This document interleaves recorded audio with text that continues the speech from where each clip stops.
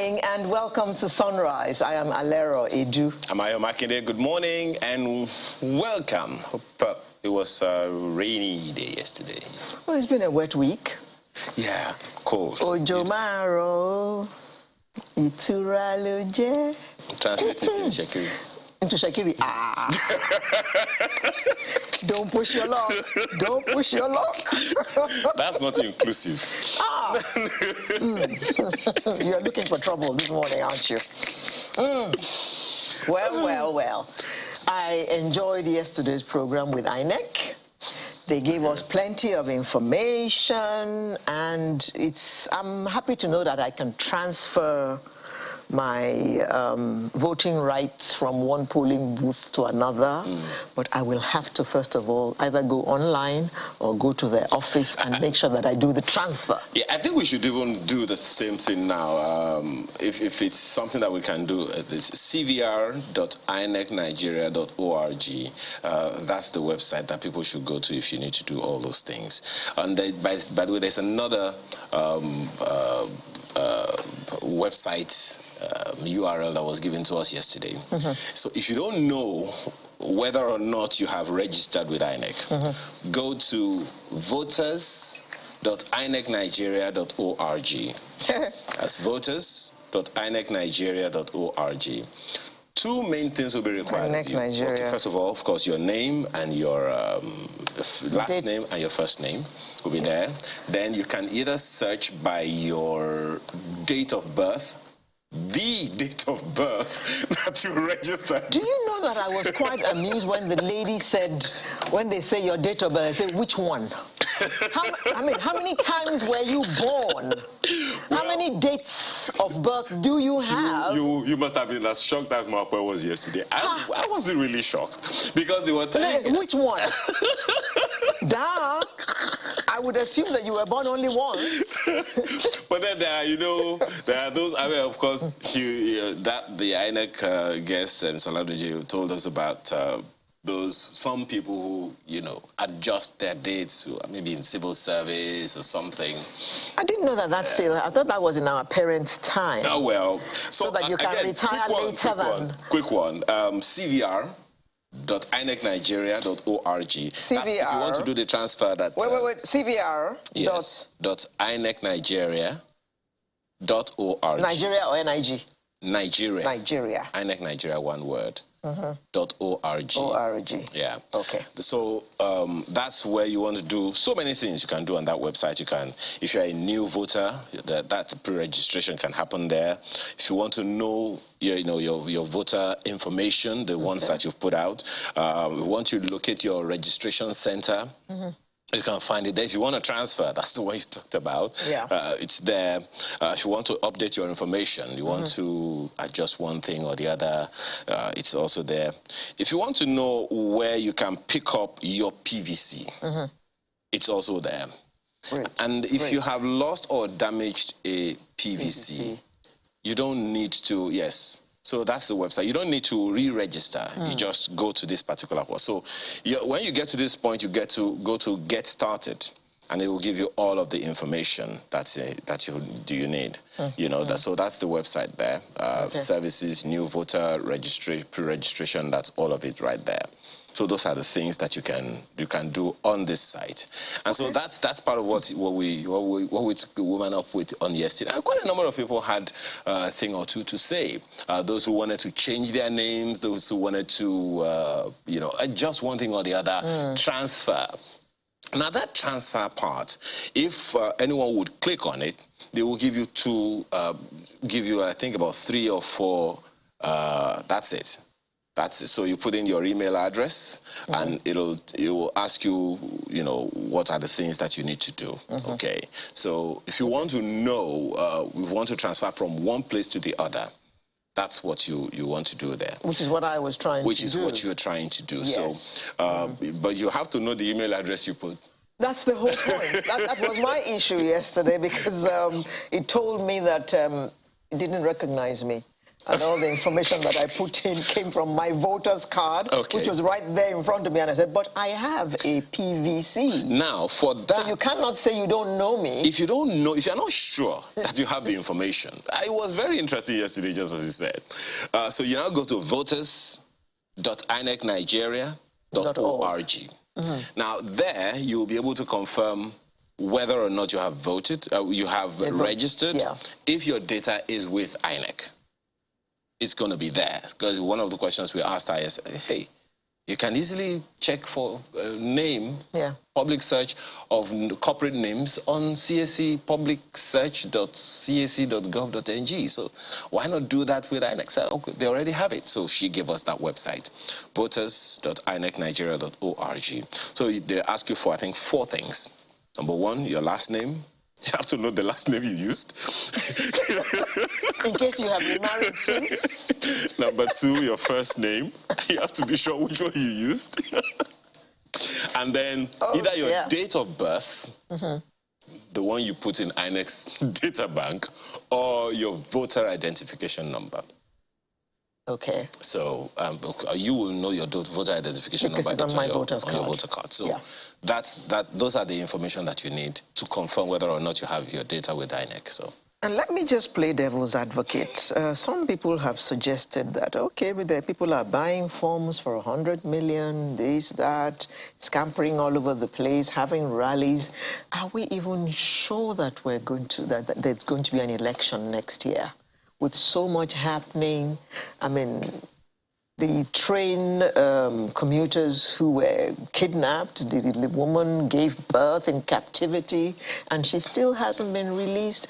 All that is going on, and life is just going on as usual, as if nothing is happening. We're busy preparing for elections. Campaigns are going on. Hundreds of millions are flying here and there. Well, it gets you thinking sometimes. Yeah, I know. You know, the point here is, look, if it was business, I'm just, again, maybe playing the devil's advocate along with you. If it was business and you're having a rough patch in business, you don't just suddenly drop the business. You continue. I remember an elder, colleague that I knew once, who is a businessman, was having a very, very rough patch in business. He had borrowed a lot of money. And the business wasn't really doing well. That's scary. Guess what? He went back to the same bank and borrowed more money. Oh, dear. Selga, what did happen? Yeah, if you don't give me more, I won't be able to pay back what I've taken already. That's exactly what he said.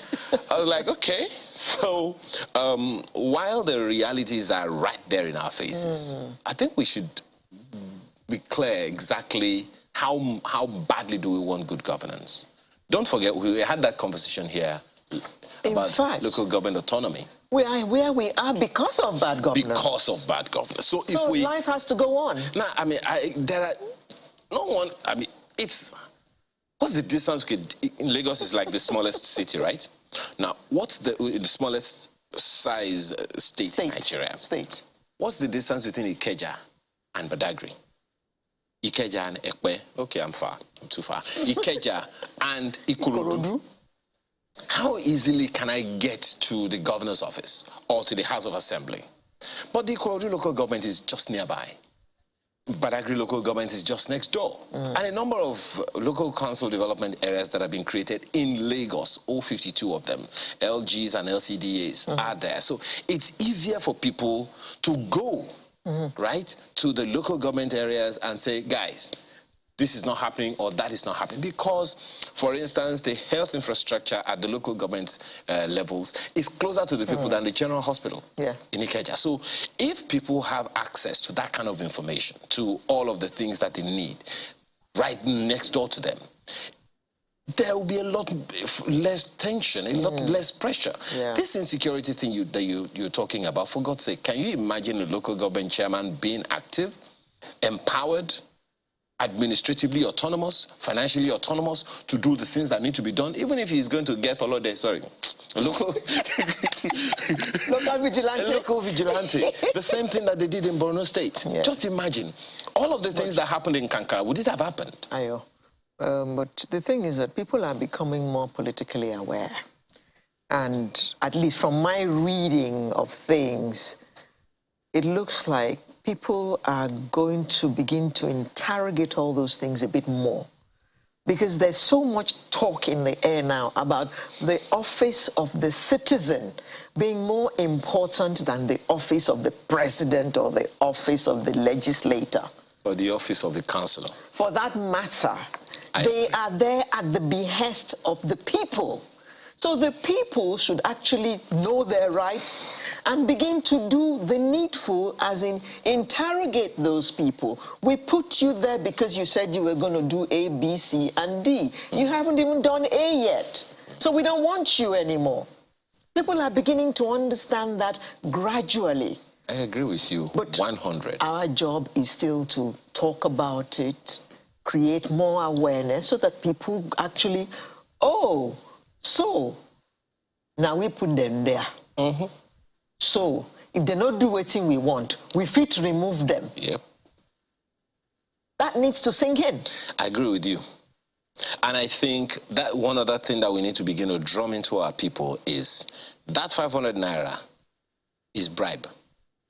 That 1,000 naira that they're giving you, that small bag of rice, that's 4 liter or even 1 liter keg of vegetable oil or palm oil or whatever that they're giving you is bribe. They're trying to buy your future. What if I have not eaten in 2 days? That is why I said we need to be sure how badly we want good governance, because we have to be able to say, I'm sorry, I feel bad that I have to say this, but it's the honest truth. We have to be able to sacrifice something in the interim. The farmer, I must chop. I agree.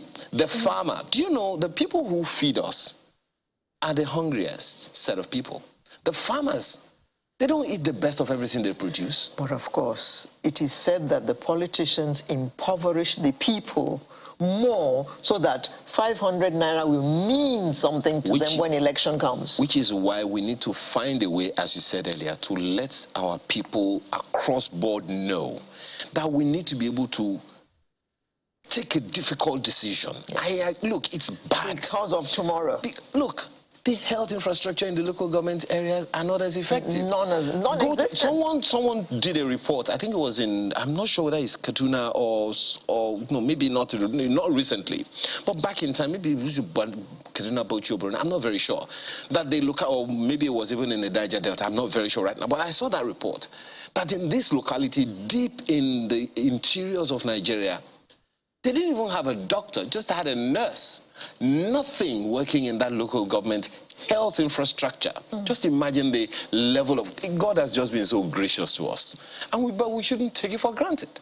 Yeah. So we need to be able to make certain sacrifices. It's difficult to say, Alero, but I know I have walked away from jobs before. I walked away because it wasn't just feeling like what I wanted. Not that I had an option. I walked away from 4 jobs. I had no job, I had no other income, and I had children in school. So we need to be able to... Make you the proud inside hunger. I mean, so no, we just need to be able to make some... The poor man ain't going to think like that because he hasn't eaten since yesterday. That's the point. And you bring him what? 500 naira. You know, 1 bowl of rice. He's going to take it. Yes. But he should learn to take it and vote his conscience. Well, that's another thing. Take the rice, take the money, take the loaves of bread, whatever they offer you, take it. Because they probably bought those things with your money anyway. You know, I did a calculation. Take it and vote your conscience. I did a calculation of the budget versus the budget size, federal budget size versus the number of voters. Number of estimated population of Nigeria. 200 million divided, 17 trillion something divided by 200 million. I think I came to about 86,000 naira. So that's, your 86,000 naira is in the federal budget. I don't know how much of your money is in the state budget. But your 86,000 naira is in the federal budget. So you are literally contributing that much money into Nigeria's spending in each year, whether it's from your pocket or from the ground. So we need to be able to call some shots. People just need to know how much power we have. Yes, we need to. We need to. Yes, something I noticed in the course of the week, people beating lights. Oh. Red lights. Oh. Traffic lights. I don't think we understand enough how dangerous it is. Your light says red, and you just speed across. You forget that the other person has been waiting for his light to go green, and as it turns green, he's shooting off. Mm-hmm. If he shoots off at the rate that you are trying to speed across on your red, you are both dead. You are both dead. And it's, at least in that Lekki axis, it's just amazing how people risk their lives beating red lights and nothing happens. Policemen are there, LASMA are there. In fact, they even wave them through and keep those with the green light waiting to allow this offender to go through. Do you remember that time when you said that you were billed for an offense you didn't know you committed? Yes, yes. So one day, I remember the man, came here the other day and talked about, Engineer Fashola came and talked about 20,000 naira was the bill. Oh, I'm coming. Payvis. I'm not sure, is it .gov.ng or .something? Payvis. I decided to check my wife's car. Payvis. I put in the number. She owed 20,000 naira. For something she didn't even know about. When I saw that, I quickly checked mine. Okay, but guess what? Were you owing as well? I wasn't. Thankfully, I'm not. But guess what the offense was? And I know she couldn't have done that because, oh Jesus, she's not the one that's going to run the lights. Guess what the offense was? Running the light. Oh dear. So now, many people don't know right now that they are owing the Lagos State government, and that's just in Lagos, because there are cameras all over the place. That's one thing many people don't know.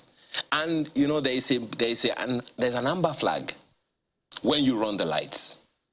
There's an amber flag on your car, so they will stop you at the time you least expect it. He said the other day that they're just looking out for certain cars.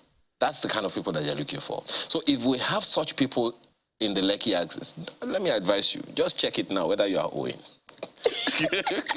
Whether you run the lights. What's the website again? Payvis. I'm not sure whether it's .gov or whatever, but it's Payvis. Something. Oh, payvis.ng. Yeah.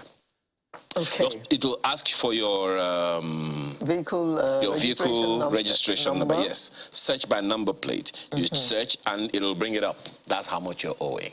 And as soon as you pay, it'll be removed. Yes, your name is no longer there. That's what I checked mine after I paid.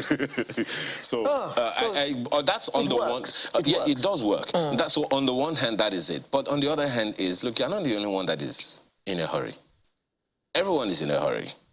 So let's do ourselves a favor for the love of God and country, and love of your life, your own life.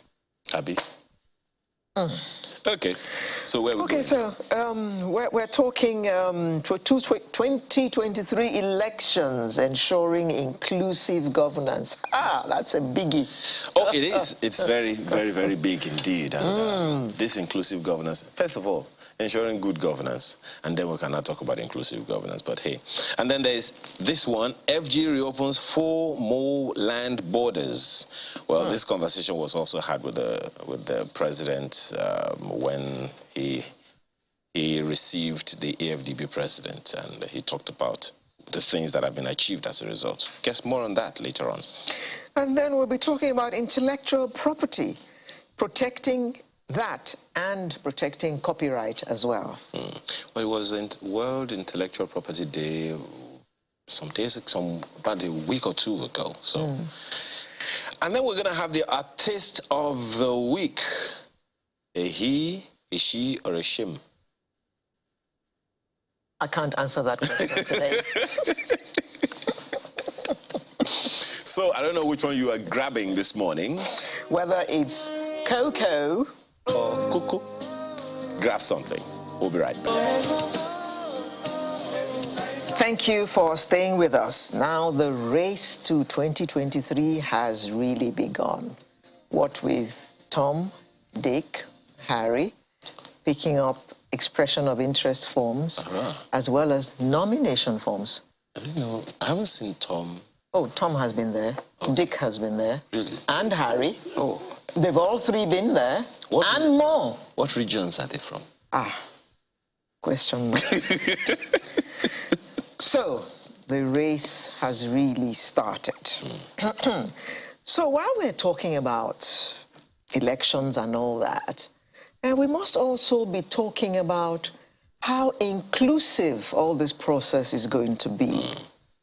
What is happening to the women? What is happening to the young people? What is happening to those living with disabilities? Are they not Nigerians? The answer to that is, of course they are Nigerians, and they should also be given a chance to be part of the whole process, to be part of government, either at the local government, state, or federal level. At least so we think, but we are not politicians.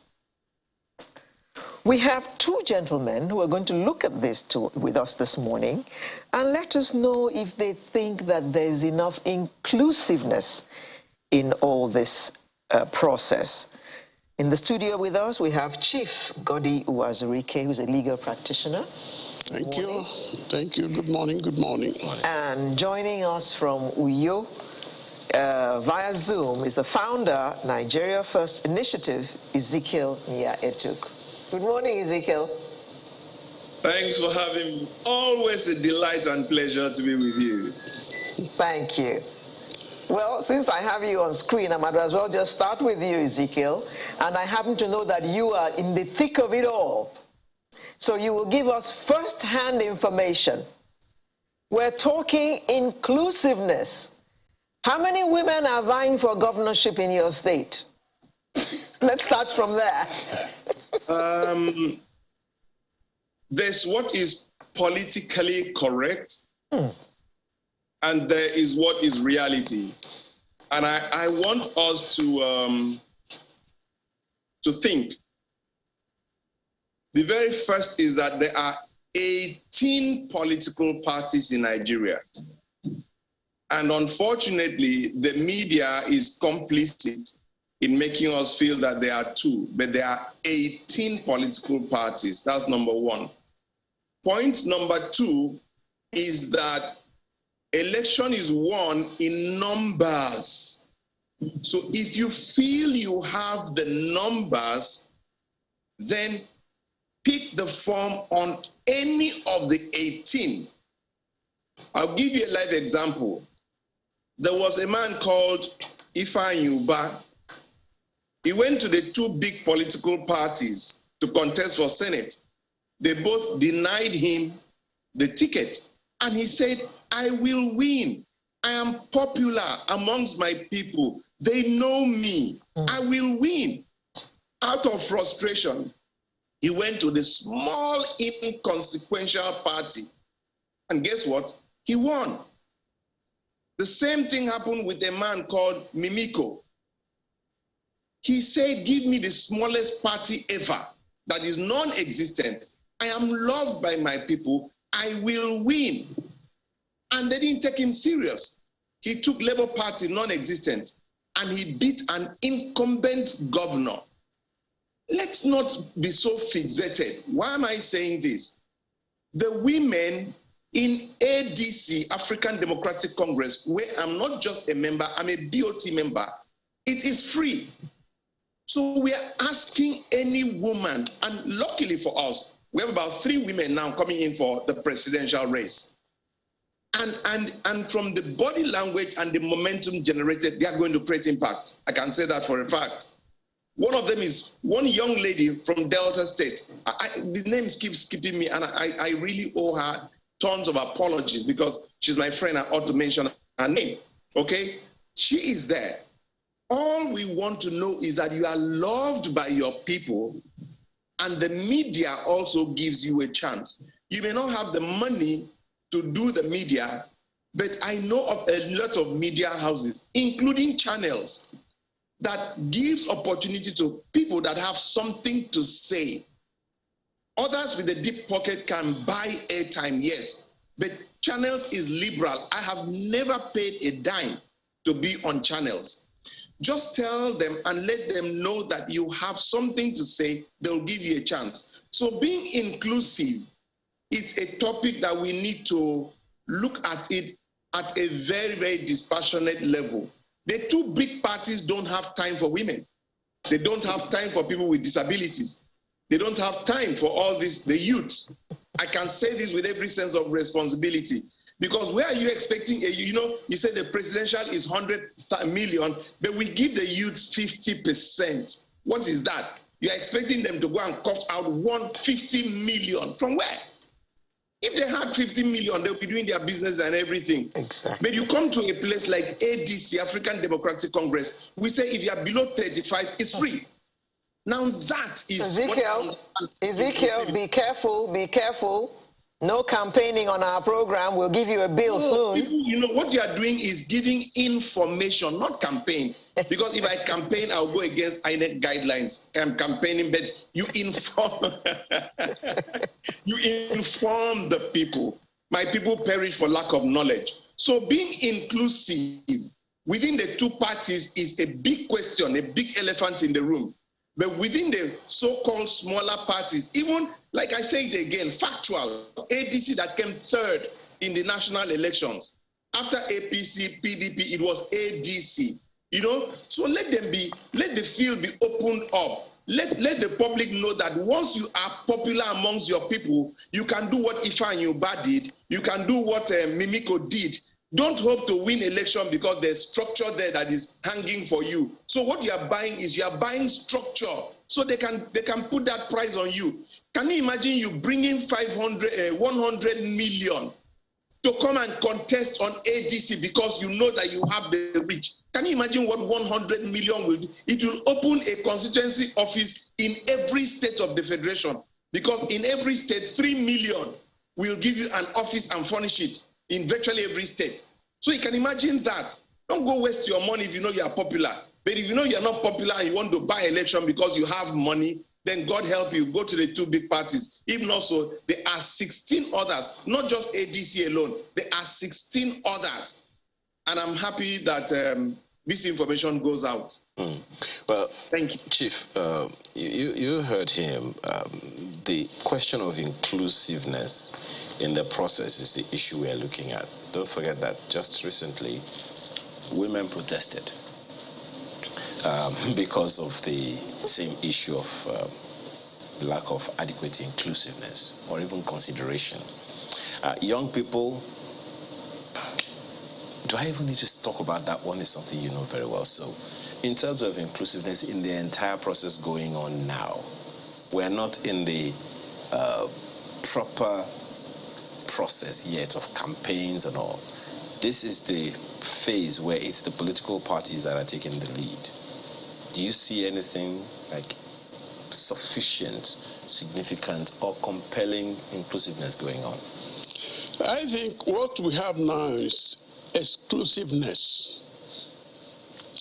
not inclusiveness. The exact opposite. Exact opposite. What they're trying to do now is to exclude some people based on their monetary weight. If you go to any of the weddings we have now, at a point, the bridesmaids and so on will be dancing. There is a popular music they have. They say, if you don't get money, hide their face. So in politics today, they're saying, if you don't get money, but you have ideas, hide your face. If you don't get money and you're a leader because you have leadership qualities, hide your face. But if you have money and all you know is how to command people, come. One of the things I've always known is the difference between being a leader and a manager. A manager is there to make sure that things are going on well. But a leader has ideas which he wants to carry out. And because he has ideas, he is ready to be a leader. So in today's world, especially in the world of politics, if you have money, yes, you are worthy to be president. If you don't have money, hide your face. And I'm happy Ezekiel, my friend, has talked of women, youths, and so on. If you really want them to partake in politics, there are many things you do. Not by saying 50%. How many can afford 50 million for the expression of interest and so on? Not the campaign itself. So even with the 50% discount, they haven't done anything yet? They have not taken any step. Because I know many young people brimming with ideas, with the passion to lead, with the passion to offer service. And let me put it bluntly, nobody desires to serve more than the youth. But there are those who are wondering, why don't we begin from the lower levels? The local governments, the state houses of assembly, you know, for the young people, at least get some experience. Yes, let me just give you an example of a friend who called me a week ago, a professor in one of the universities. He said, Chief, I want to go out and run for House of Representatives. And we spoke, and he told me the ideas, what he has for Ehimembano, Obo, Obama, what service is going to render. And the emphasis for him was service. Shortly after, the announcement came. Oh yeah, bring 20 million first. The man said, where is the 20 million coming from? From a professor. How can I now go and campaign if I have to beg people for 20 million? What? And beg them again to go and campaign. Already I'm indebted. So when I go there, what will I do? I will start doing things to enrich myself. So the young people can start, but please make it reasonable for them. You have young graduates who have taken part in the student union elections that have come out. Yes, they can go for councillorship. They can go for House of Assembly. Where will the money come from? If you're already in debt before taking office, your priority will be to repay. Of course, of course. We've since been joined by Joyce Daniels, a social engineering practitioner. Good morning, Ms. Daniels. Thank you so much for having me. Glad to be here. Good. So tell us what your experience has been in this political space we're talking about. So I'm running for local government chairman, Asan Central Local Government Edo State. And my experience has been very interesting. Two major things I've taken away so far. Number one, you have to be present to be given room, as it were. I've been told several times, I've heard it over the years, that we want to be more included. We can only be included when we show up. And the showing up is challenging because of various factors which I will not bother mentioning. Number two, we have this, I also had this understanding that politicians are predominantly bad and wicked. And so, you know, we shouldn't associate with them. I will say, but Joyce, before you go on, you say that politicians are wicked, and well, basically that they're bad people. But now you are one of them. So are you a bad person? I'm clarifying something. Please follow me. I said we've had an understanding, some idea that politicians are bad and wicked. I'm saying that in my experience, I've seen that there are more people who are ignorant of how to fix the problems. And so it's like going to a doctor who has not been to medical school and they're doing trial by error, touching different parts of your body to fix when they don't know exactly what to do. It comes up as wicked. It's more ignorant than wicked. So personally, I'm a student of the School of Politics, Policy and Governance. And I see that I'm learning things I had no clue. If I had gotten into government 4 years before now, or even last year before attending this school, I would make the same mistakes out of a good heart, but not having the right skill and knowledge for the enterprise of governance and leadership. Those are two major things I've seen are challenges. We have to show up, and we have to know what to do when we show up. Well, in that same space, Joyce, I'm wondering, because, you know, we're talking about inclusive governance here, and there are many people who are wondering, so young people want to go into politics. Are you saying that many may not be as ready as they think they are, in spite of all the jostling? That is exactly what I am saying. Many of us are not are not as ready as we think we are. I was in a class recently, we were talking about trade policies and all manner, and over 100 of us in class went through discussions for hours, and when it came to practical solutions, we couldn't provide the solutions properly because we were still under-educated. So there should be education, and guess what? It's not going to be given once again. It's going to be taken. You're going to have to enroll in a school. You will pay your fees. You will learn it, and then you will present yourself. Else you will make the same mistakes, because we come in with a lot of sentiments and emotion that will not translate to conversion in leadership. But there are those who also wonder, hey, a good number of these young people run very, very successful businesses. There are those who cite the NSAS, how it was so well organized before it was hijacked or derailed one way or another. I mean, so some will be wondering if young people can do that within such a short time. Who says it's not possible for them to do the same thing in governance? Nobody. It is possible in governance, but you have to start. Like in business, you start somewhere, you raise capital, you understand business language, you understand profit loss, value chains, all of that. It's the same thing. So you start. So start today. Join a party today. Start applying yourself. Go to your community, whichever community you want to run for office, or you want to be a part of the political process. Go there and start. Every one of us, I've been in business for 15 years. Many of us have been in business. You don't just jump. You get in and you pay your dues, as it were. You pay the price, you make the sacrifices. You grow in business. You keep learning. You keep going back to business school. You keep improving. And sometimes you get into mergers and acquisitions. It's the same thing in politics. Start now. And let's grow together. Nobody's keeping us out. We just need to get in and start. Some people are not everybody is a business person. Not everybody is an entrepreneur or business owner. Some people get into the workforce and do what we call a 9 to 5 because that's where their strength is. It's the same in politics. Not everybody will run for office. Some will need to be part of the electoral bodies. Some will need to be part of the political systems, the political party systems. But we all need to find ourselves in there. Start today. And nothing can stop us. Absolutely nothing. We just need to keep showing up and showing up ready. Okay. Ezekiel, I want you to weigh in on this issue of preparedness that Joyce has raised. In your experience, how prepared have the men been who think that they have a right to rule us? You see, there are two song sheets, one audience. And there's this cacophony, there's this confusion. The level of ignorance in the society is sickening. We fail to understand what governance is. As a result, we have handed over the administration of the biggest enterprise that runs our whole lives to people that have no clue, and they were not there in the first instance to do the work that you're expecting them.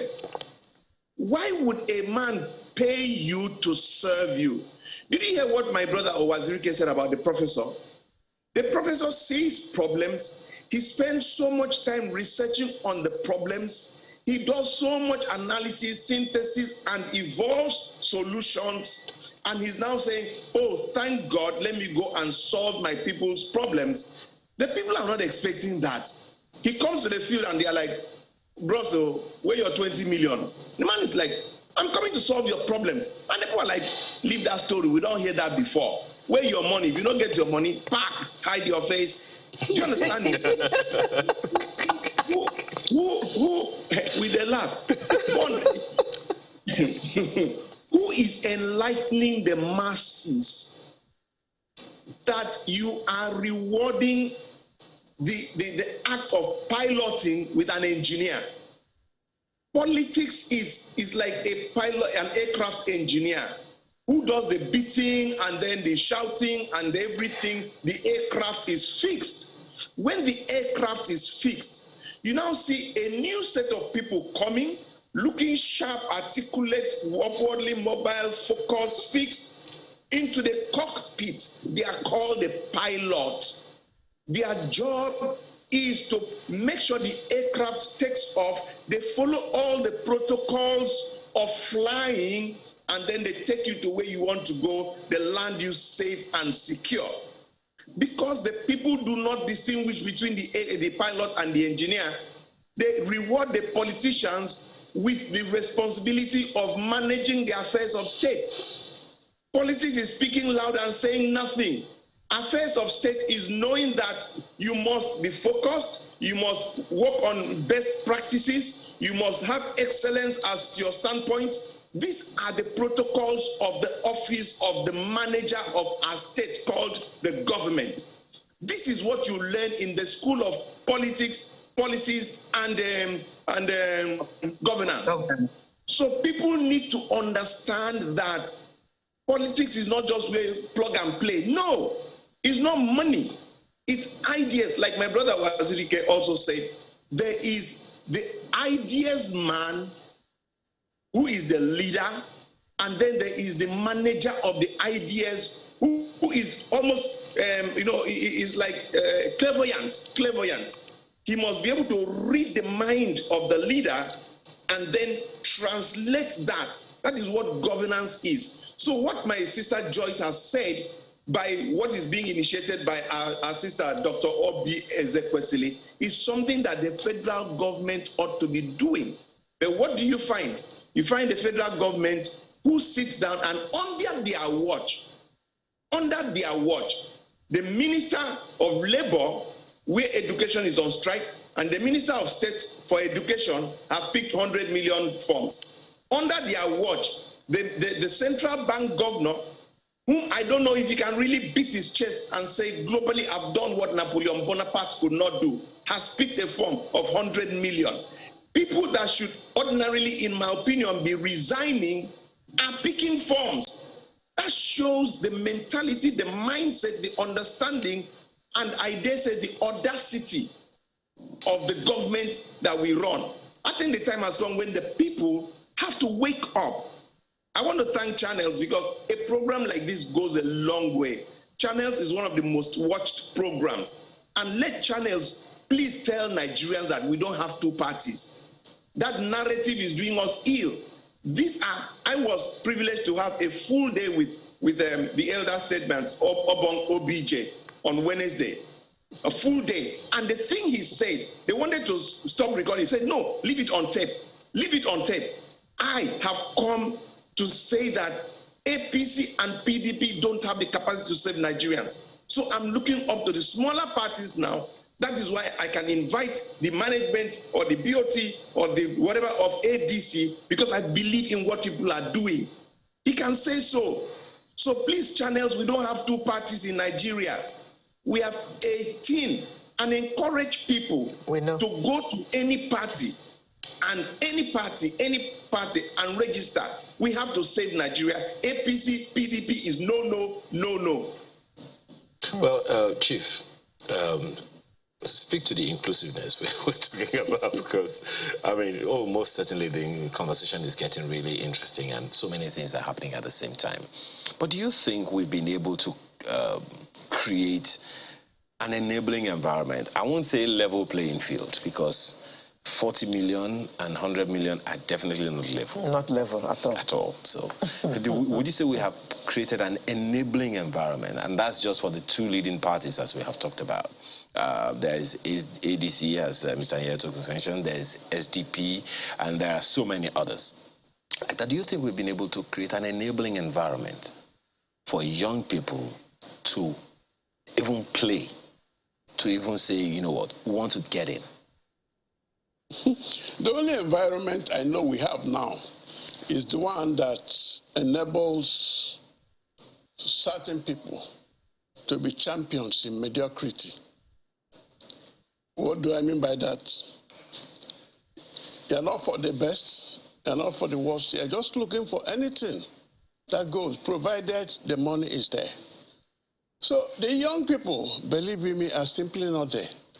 Right now, you have reduced them to those who cheer you when you're going, or those who look around and say, yeah, what do you have for us? I mentioned the Students' Union leadership. If you have not taken time to look at it, go and look at them. They manage to study. They manage to also do their campus politics. With that enthusiasm, they come out. And once they come out, what happens? They're told, oh yeah, my friend, go and sit down and join the queue. You notice somebody who is barely educated bossing him.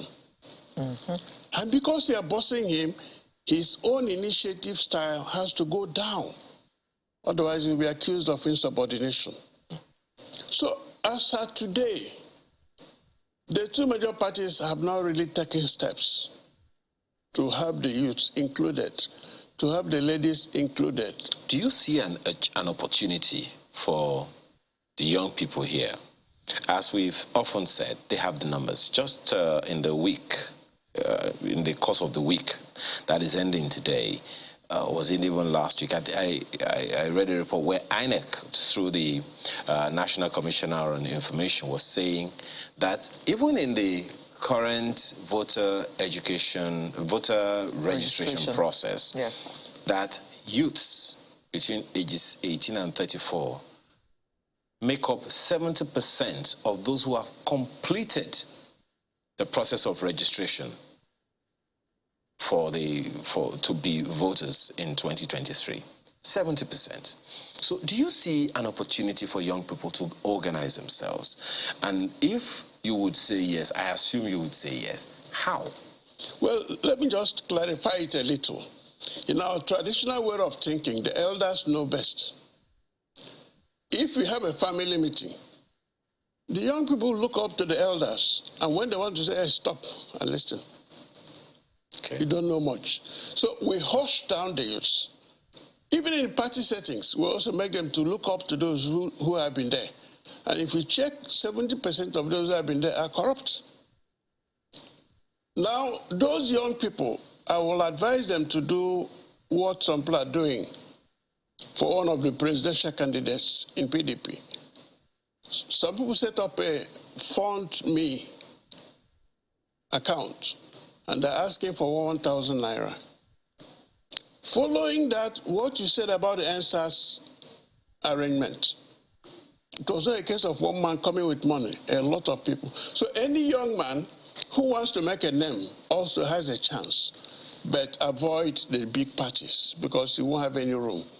So go to the smaller parties, like Ezekiel said. Make sure you're a community man. You are not a helicopter politician. In the community, they know you, you know them.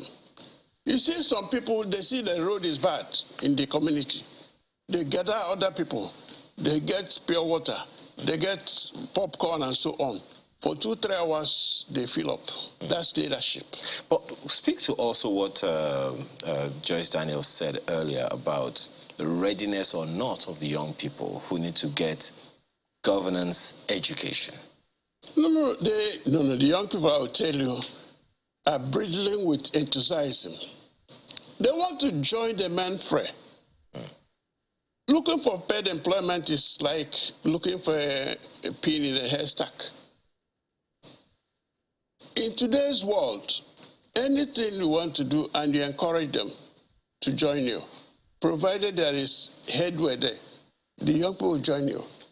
But if the policy of the government is to beat them down, the first thing is disgust, and then they start grumbling. But I encourage them, get involved. Don't ever let anybody put you down. But if you are joining any of the parties, please be careful. Our sister, B.S. Ekwesili, remember her experience 4 years ago. She joined one of the parties and she was made a presidential candidate. Midway, the leadership of the party started pulling her down. In fact, started fighting her. As soon as she said, I'm no longer contesting, they now said, oh, we are supporting the President Buhari campaign. In other words, they were just using her name to make sure they had. So if you're a young person, like Ezekiel said about Ifeanyi, no problem. Zeni Labour Party, nobody knows about it. ADC, in some states, you won't hear, but some people won election. So it means you, the young person, are you ready? You, the woman, are you ready? Let me even go to the women. They form a major and formidable group of voters. But quite often you find them looking up to, oh yeah, our guy is coming. And then they get one person and make the person woman leader. So why can't the woman be a party chairman? Why can't she be a presidential candidate? In APC, there is a lady now, Uju. She has spent her own money. All she's saying is, yes, we can. In Latin, they say, ego cogito sum. In other words, I am telling myself I can do it. Therefore, I can do it. Well, Joyce, you've been listening to the conversation. I'm just looking for opportunities for young people. You very well know, not every young people. And women. And, well, she's young and she's a woman. Come on, it's a balance. I don't feel so young anymore. Well, you don't look any older as well. Even the woman that is talking to me here, can you imagine who says she's old? Anyway, the question that I'm trying to ask you here is the opportunities. Not everyone, we both know this, not every young person will be able to go sit down for some tutelage. Not because they don't want to, maybe because they can't even afford it. And they are popular in their environments. So, and it's always a game of numbers, a popularity contest of sorts in the various localities, councillorship, as you said, chairmanship, and the rest of them. And there are, as you've also heard the gentleman speak, there are those who are popular. They're not in the big parties, the ZLPs of this world, the APGAs of this world, and they are in elective posts already as we speak. So is there an opportunity for galvanizing the numbers of young people? Because you would agree with me that there are some of them that have the capacity at various levels all across the nation. There are opportunities, several opportunities. It's where are we looking? It's like saying, I want to be a doctor, but I can't afford to go to medical school. So just because of sentiments and my good heart, please make me your doctor. What has to be done has to be done. You will borrow, beg to get the funds, to get the training, to get in where you need to be. As long as it's legal and moral, do what you need to do. Stand on the streets, call out, scream, shout, but make it happen. There are opportunities. So first, define where you want to serve, how you want to serve. Go there, show up every day, knock on 1,000 doors. If you need 7 people to support you, business laws will show us you might need to knock on up to 100 doors to get 7. So don't tell me you've knocked on 10 doors and they didn't open. Have you knocked on 700? We've read the stories of the Obamas and co on how they had to knock on thousands of doors to get the numbers they needed. It's not localized to us in Nigeria. So sometimes we speak as if we have some challenge that is only known to us. It's all over the world. It's what is. Someone said to me someday, oh, the parties are so bad. Why don't you start your own? I said, it's like going to a bank and having poor service and say, why don't you start your own bank? Do I have 25 billion to start a bank? It's a process. Well, you know, on that, I'm actually talking about. Speak to me now. Yeah. When people speak to me now and say, oh, the opportunities, the first question I ask is, what party have you joined? I say, well, you know, once you start the well, you know, there's a challenge there. Get in somewhere. And then we start knocking on all the doors. I've knocked on thousands of doors every day, seeking for funds, seeking for support. I didn't just sit here.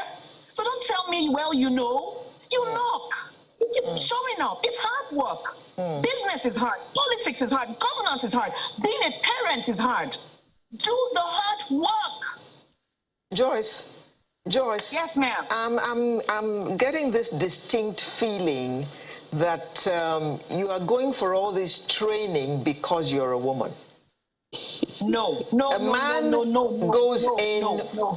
Many of them go in without any training and just believe that they can do the job. Many women have also tried even without training. They've tried. Many men have also tried and didn't make it anywhere even with training. So no, it's not because I'm a woman. It's because I want to be a competent leader. And in my class, guess what? We have more men once again who have shown up. We do have more men. So we have several men, including people who are serving currently in the House of Representatives, people who are running for different offices. We have several of them right now in class. It's not because I'm a woman, no. Okay. And there are many women who I have met on the field who are trying to run for office and have no training whatsoever. And I'm like, hell, these ones want to put us in trouble again. It's not because I'm a woman. Joyce, you know that they say that everything a woman wants to do, she has to work twice as hard as the men, which is where I was going. Is that the case here as well? Personally, I haven't seen it as such. I'm not going to discount other people's experiences. It has not been my experience. What I am going through, I can see all the other men go through exactly the same. That's my personal experience. I know some people have had it more difficult. I cannot discount. I don't have all the details. In my personal experience, I haven't had it harder because I'm a woman. That's my personal experience. Okay, now speak to the inclusiveness in this whole process that we're talking about, Joyce. What do you think as a nation we are losing? I'm happy that you are speaking to the locality of politics. How local politics is and how you need to show up, as you said, and all of that. So, do you think we have, as a country, and I know you've been checking, around, looking through all over the place to see how things have been done. Do you think, as a nation, gunning for another round of elections, we have a mind of inclusiveness in the electoral process? There is a mind and a willingness to. There is the other part of the deal, which I would say is the process. And I want to be clear. In my experience, the process will sift out not only women, it will also sift out men. I haven't seen any clear-cut extra effort, besides, of course, like my party, the People's Democratic Party, allowing us to get our nomination forms for free. Yes. There is cultural, well, let me not go into all that. So But isn't it part of it? Isn't it part of the entire thing? There are those who look at those cultural influences, religious influences, political influences, and all those things. Don't you see them as being cogs in the wheel as well, one way or another? They're not local to Nigeria. We'll keep asking and negotiating. In my hometown, till the last meeting I attended, culturally, women don't speak in the town hall meetings. I was allowed to speak because I'm an aspirant. Culture. And it is said culture will not change right there at the town hall meeting. We will keep making the negotiations until someday it does happen if we stay true to it. Culture. So what can we do? I would say, I only know about the solutions. Women, please, if you have the willingness and you have the courage, because men and women alike need courage, come out, show up, join in, join the different wolf packs now. We have, for example, the Elect Our Future Lawmakers program. We have different groups of people, of organizations, different organizations supporting women, even with funding, with communication efforts, with media presence, and all of their groups. So just come out first. Okay. Join in. Okay. Just try. Okay, I'll let you speak. Ezekiel, Ayo has brought another dimension into the whole thing, this culture dimension. How much do you think culture is influencing the coming out of women and young people, for that matter? Because basically in our culture across Nigeria, when there are elders seated, a young man does not speak unless he is asked to. Neither does a woman, for that matter.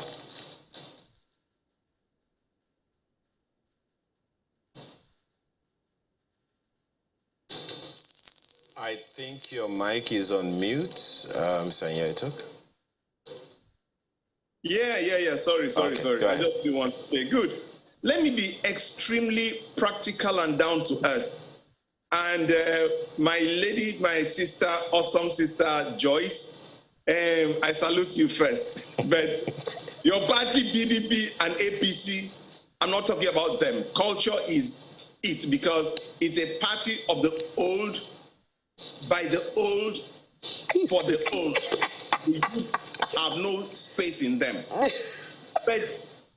But other parties, they fail to understand that the youths are different from them. I'll give you an example. I started very early. At 25, I married, and at 30, I'd had my children. Now, at 45, my 2 boys had graduated from the university. But this is the important thing. My 2 sons in Nigeria today, one is married to a lady in Kogi. The other one is married to a lady in Benue. I'm from Akwa Ibom. All that issue of my people, the young people, they live in a different world, though. Completely. All this problem of Nigeria are problem of we, the old people. The young people don't see what you are talking. What is old? You are telling my daughter that she cannot speak. She's just looking at you.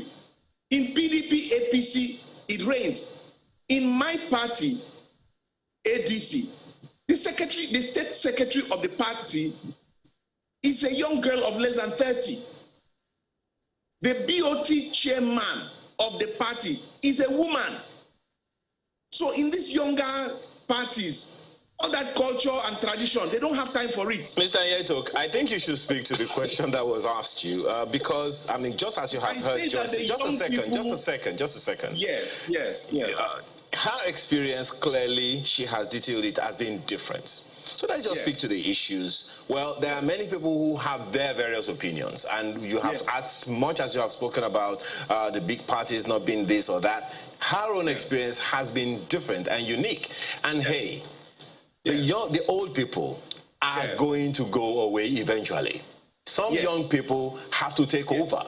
The earlier the young people get into these big parties that you talked about, the better for the parties, for the nation. So just speak to the issue of the inclusiveness that Alero asked you. This is a mindset I take exception to.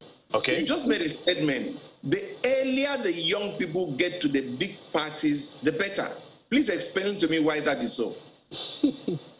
I don't know, Joyce. You want to try? Because transformation takes time, because transformation takes presence, being there. So I will not agree that it is only an old mindset. Parties are made up of people. In my party, we have progressive minds. We have people who are thinking for today, the same way we have people who are thinking for 20 years ago, the same way it is in my village, the same way it is in my church. And I always say it, and I do not mince words. As long as... Let me get back my time. I appreciate that. Let me get back my time. We're running out of time, guys, so you really have to pack what you have to say into Ezekiel, for instance. Is that the 1 minute. The young people have an option in their space. If you go to a bank that is not giving you the service, bank A, go to bank B. That's what Joyce said, and I agree. There are parties that are giving the young people. You see, let me even say something very important, absolutely important. There are 2 types of age in politics. There is the natural age, and there's a mindset age. You can be 20 years, but you have been with Honorable for half your life. So your mindset is that of that politician that is 70 years, though you are 25. You can also be like I am. I'm 58. I'm not 28. I'm 58. But why do they call me the father of the young people? Why do they call me the youth headmaster? Because at 45, I had graduated, so I can understand the young people better. Okay. There are people that are 70. Look at like Atedo Peter side. Ezekiel, he's like the father of the young. I'm sorry I have to cut you short. I'm sorry, but I need to take your last word on this. In one sentence, Ezekiel. In one sentence, so. In one sentence. Yes, so. What is your future, young people? Get your PVC. get into a party that identifies with you, and seize your future. That's my conclusion. Thank you. Joyce, your last word, please. My last word is there are no last words. The conversation will always continue. Of course. Do what you need to do and get in today. Thank you so much for this privilege. Chief. My last words for now, because last words means I'm dying. All young people, go and get your voter's card. 1. 2, those who desire should join political parties and become members. 3, join community where you belong and be of service to them. Gradually, you become a leader. And 4, attend meetings. There is nothing more important than being present. And then, if you have more friends and supporters on the internet, but in real life they won't vote for you, it's because you're not making direct impact. So we need practical young people to join those who are retiring. 20 years ago, they said the youth, the future belongs to you. Today, the youth, the future belongs to you. And the youth are still looking up to them. The future has never come. Never come. Okay. Chief Godi Uwazurike, legal practitioner, who was with us in our studio in Lagos, and our 2 other guests who joined us via Zoom, Joyce Daniels, a social engineering practitioner, as well as Ezekiel Nya-Etok, founder, Nigeria First Initiative, who joined us from Uyo. Thank you very much. Panelists. Thank you. God bless you. Sunrise will return in just a moment with another interesting conversation. Please join us.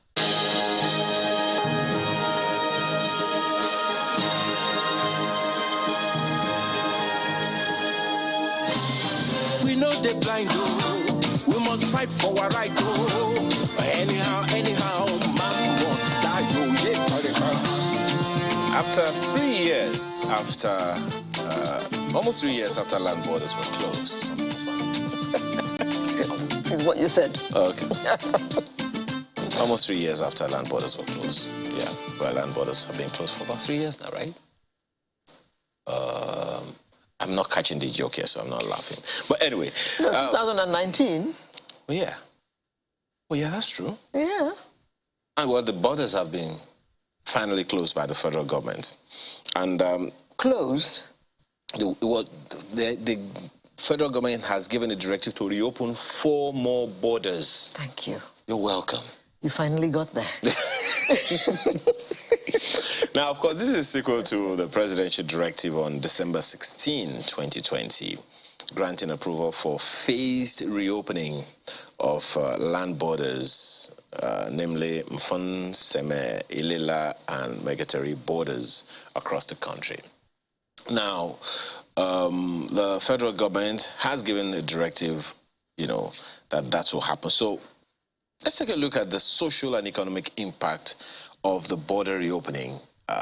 Do you think lessons have been learned, and economic realities of people? How real are these realities and all of that? Well, we have a couple of guests, but one of them has since joined us. Lasisi Fano is a clearing agent. Thanks for joining us this morning, Mr. Fano. Good morning. Thank you for connecting me in there. All right. So, first of all, is it cheering news or scary news that the land borders have been reopened? It's not scary. It's not scary. It can be scary because when something is shut to you for quite some time and it's opened, it can be scary. It just have to be. It's sharing. All right.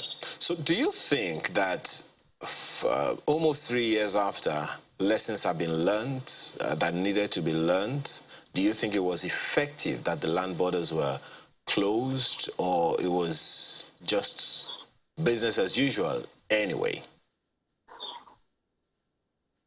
Yeah, the border was closed. Actually, it was closed to very many official businesses, and it can never be business as usual.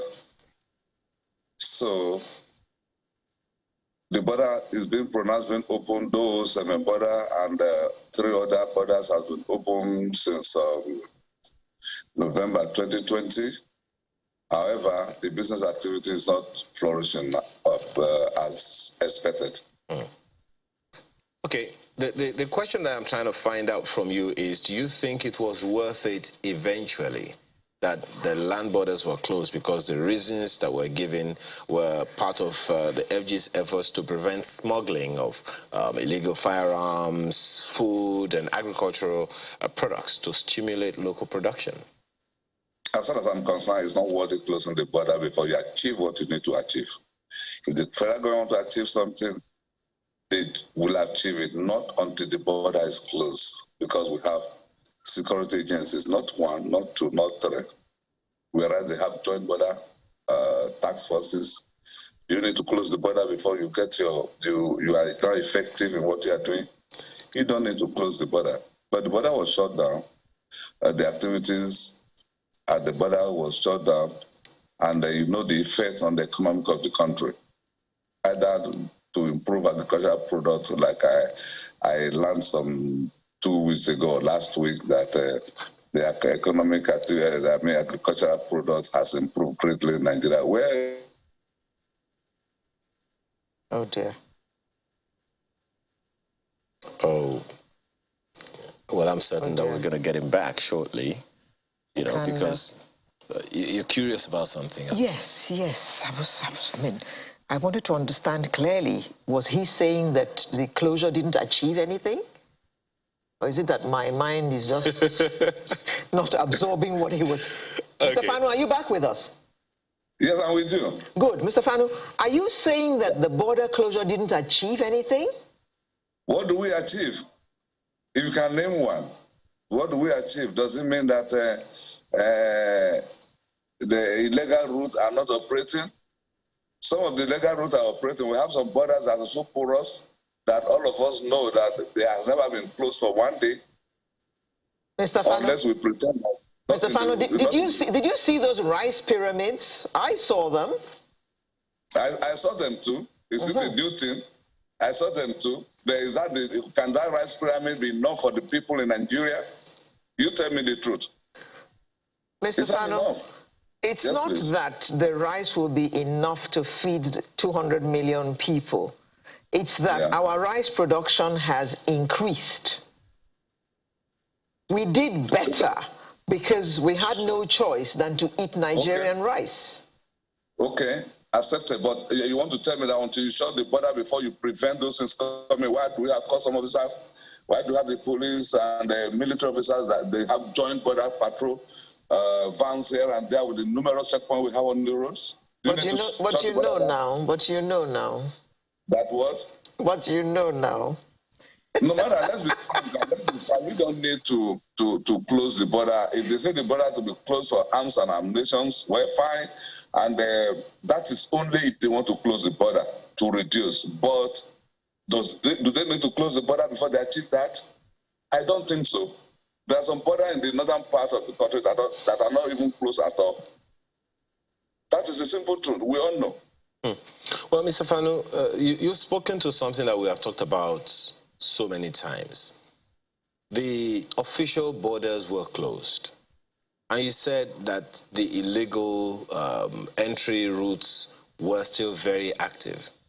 Would you say that the authorities, immigration, customs, that they knew about these whole illegal borders and didn't checkmate the activities, those illegal activities that were going on there?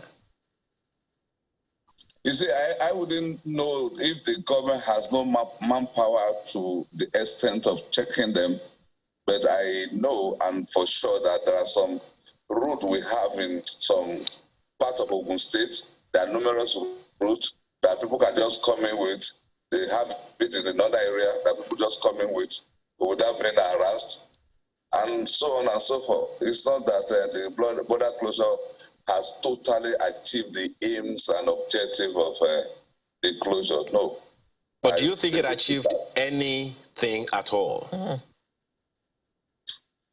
Well, I still believe that you don't need to close the border before you achieve what you want to achieve, because you have customs, you have soldiers, you have police, the numerous checkpoints, even if the people die. But Mr. Fano, you also know that the smugglers are extremely active. Whether the borders are open or closed, they are very active. You must close the border before you achieve what you need to achieve. No, you don't need to close the border. I still repeat that word. You don't need to close the border. You only need to reinforce your manpower. Well, I don't wanted to ask you a question the other time, Mr. Fan. Go ahead. You asked him a question a little while ago. Okay, all right, we'll come back to it. But, you know, Mr. Fano, there's something that you said, I'm still a little boggled by it. And that's the fact that, you know, you talked about the authorities, the customs, the immigration, and all those things. First of all, let me ask you, from what you can see and from what you know, when the borders were closed, how active were these illegal routes that you talk about? You see, I am not part of people that operate the illegal route because we are licensed by custom to operate as custom broker for revenue generation for the country. Okay. I think many people are trying to reach you, Mr. Fani. You know. But it's important to ask that question of him because if indeed we had, I mean, from what he has said, that the illegal routes were still very, very active. Yes, Mr. Fano, please go ahead. Yeah. Go ahead, I can hear you. Yeah, I think I told you already. Do you need to close the border? We don't really achieve. No. You were trying to speak to the operation of illegal routes by some people. And yes, the last thing we heard. Yes, go ahead. Yeah.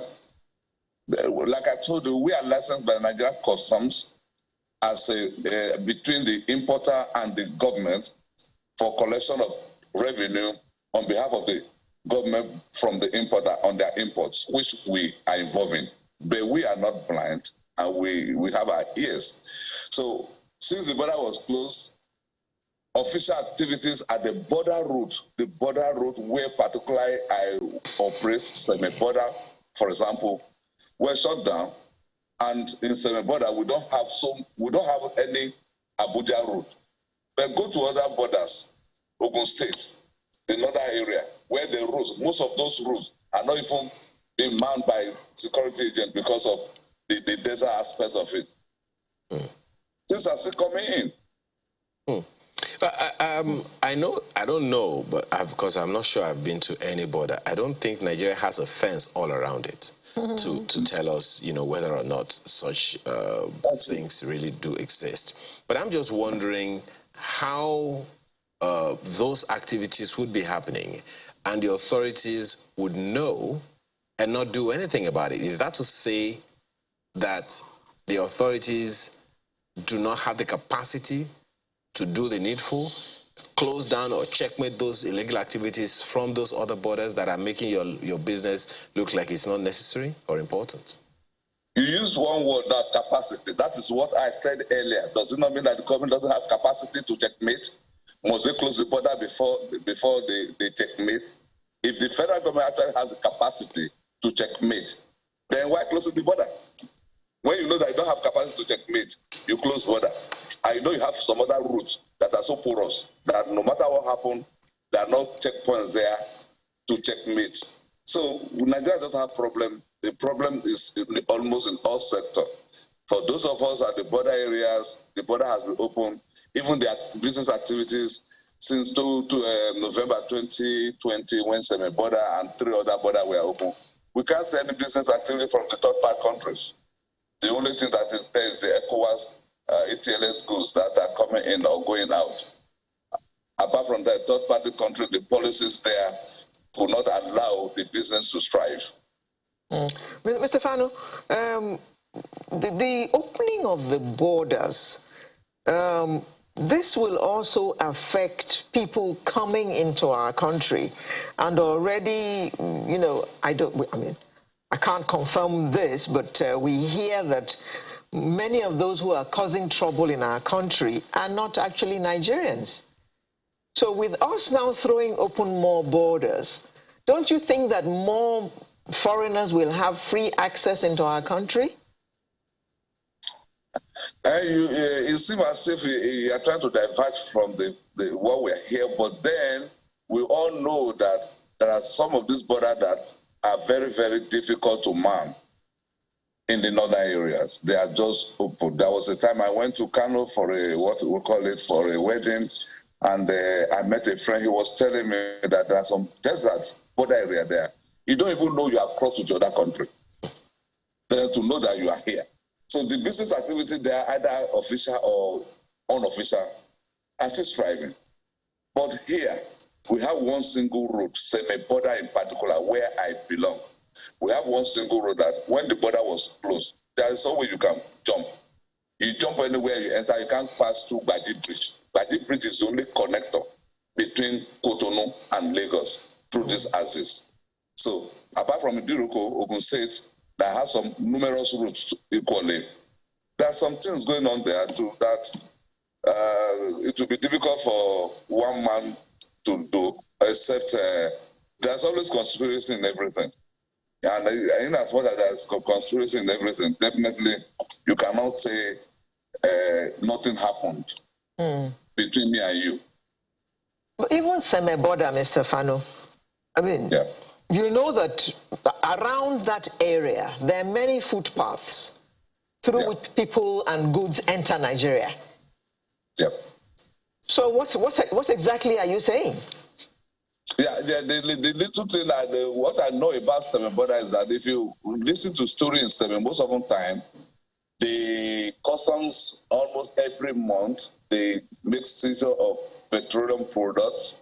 1,000, 5,000, 6,000 kegs almost every month, and they seize rice every month. When you go to Cotonou, you pass through this illegal route and you come out, you want to go with your rice, you always see them every month, once in a month, they make press review of how they pick all these things from them. Sometimes we wonder why. Is it at the southern border here this happens? It doesn't happen in the northern side. It happened here. That the press conference every time, petroleum product, in fact, the contract we have now, even now, they see arrest petroleum product every day. Even this rice we are talking about, if they see with 2-3 bags of rice in your boat, they ask you to bring it down. They say the rice is not coming in. Fine. It's happening now. That's the simple truth. They are doing that now that the border is officially open. Before, too, they do it when the border was closed. But don't forget that the border has been open for going to 2 years now. Okay, well, Mr. Fano, there's something that I would like to. I mean, you have spoken to, from the question my colleague asked you here. You have spoken to footpaths that you can enter into another country and not even know it. Okay, so I want you to speak to the role that the communities within those border areas can play in stemming the tide of smuggling. Do you think we're having enough conversations with them? Do you think we are engaging the communities at all in order to try at least to stem the tide of smuggling?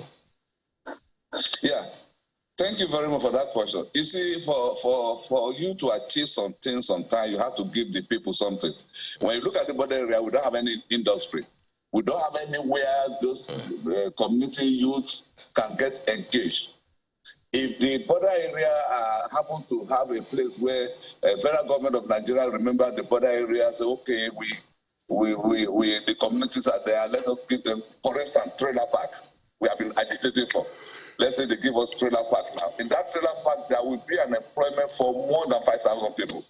If those 5,000 people are engaged there, getting their means of livelihood there, definitely, they will never assist in encouraging smuggling of anything through the bush paths. Then they're not there. Occasionally, we get involved in it. So we want the government to show us that, yes, they are really the government that we belong to in this axis. Let them give us trailer park. We have been requesting, shouting for trailer park. You see, when you come to the border now, you see trailer park on that single road, and the road is almost gone, dilapidated since 25 or 30 years back. No repair, no nothing. Especially in the border road.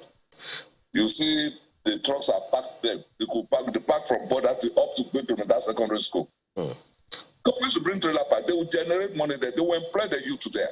The youth will get when you say government, which government is supposed to? Federal government of Nigeria. Federal government of Nigeria.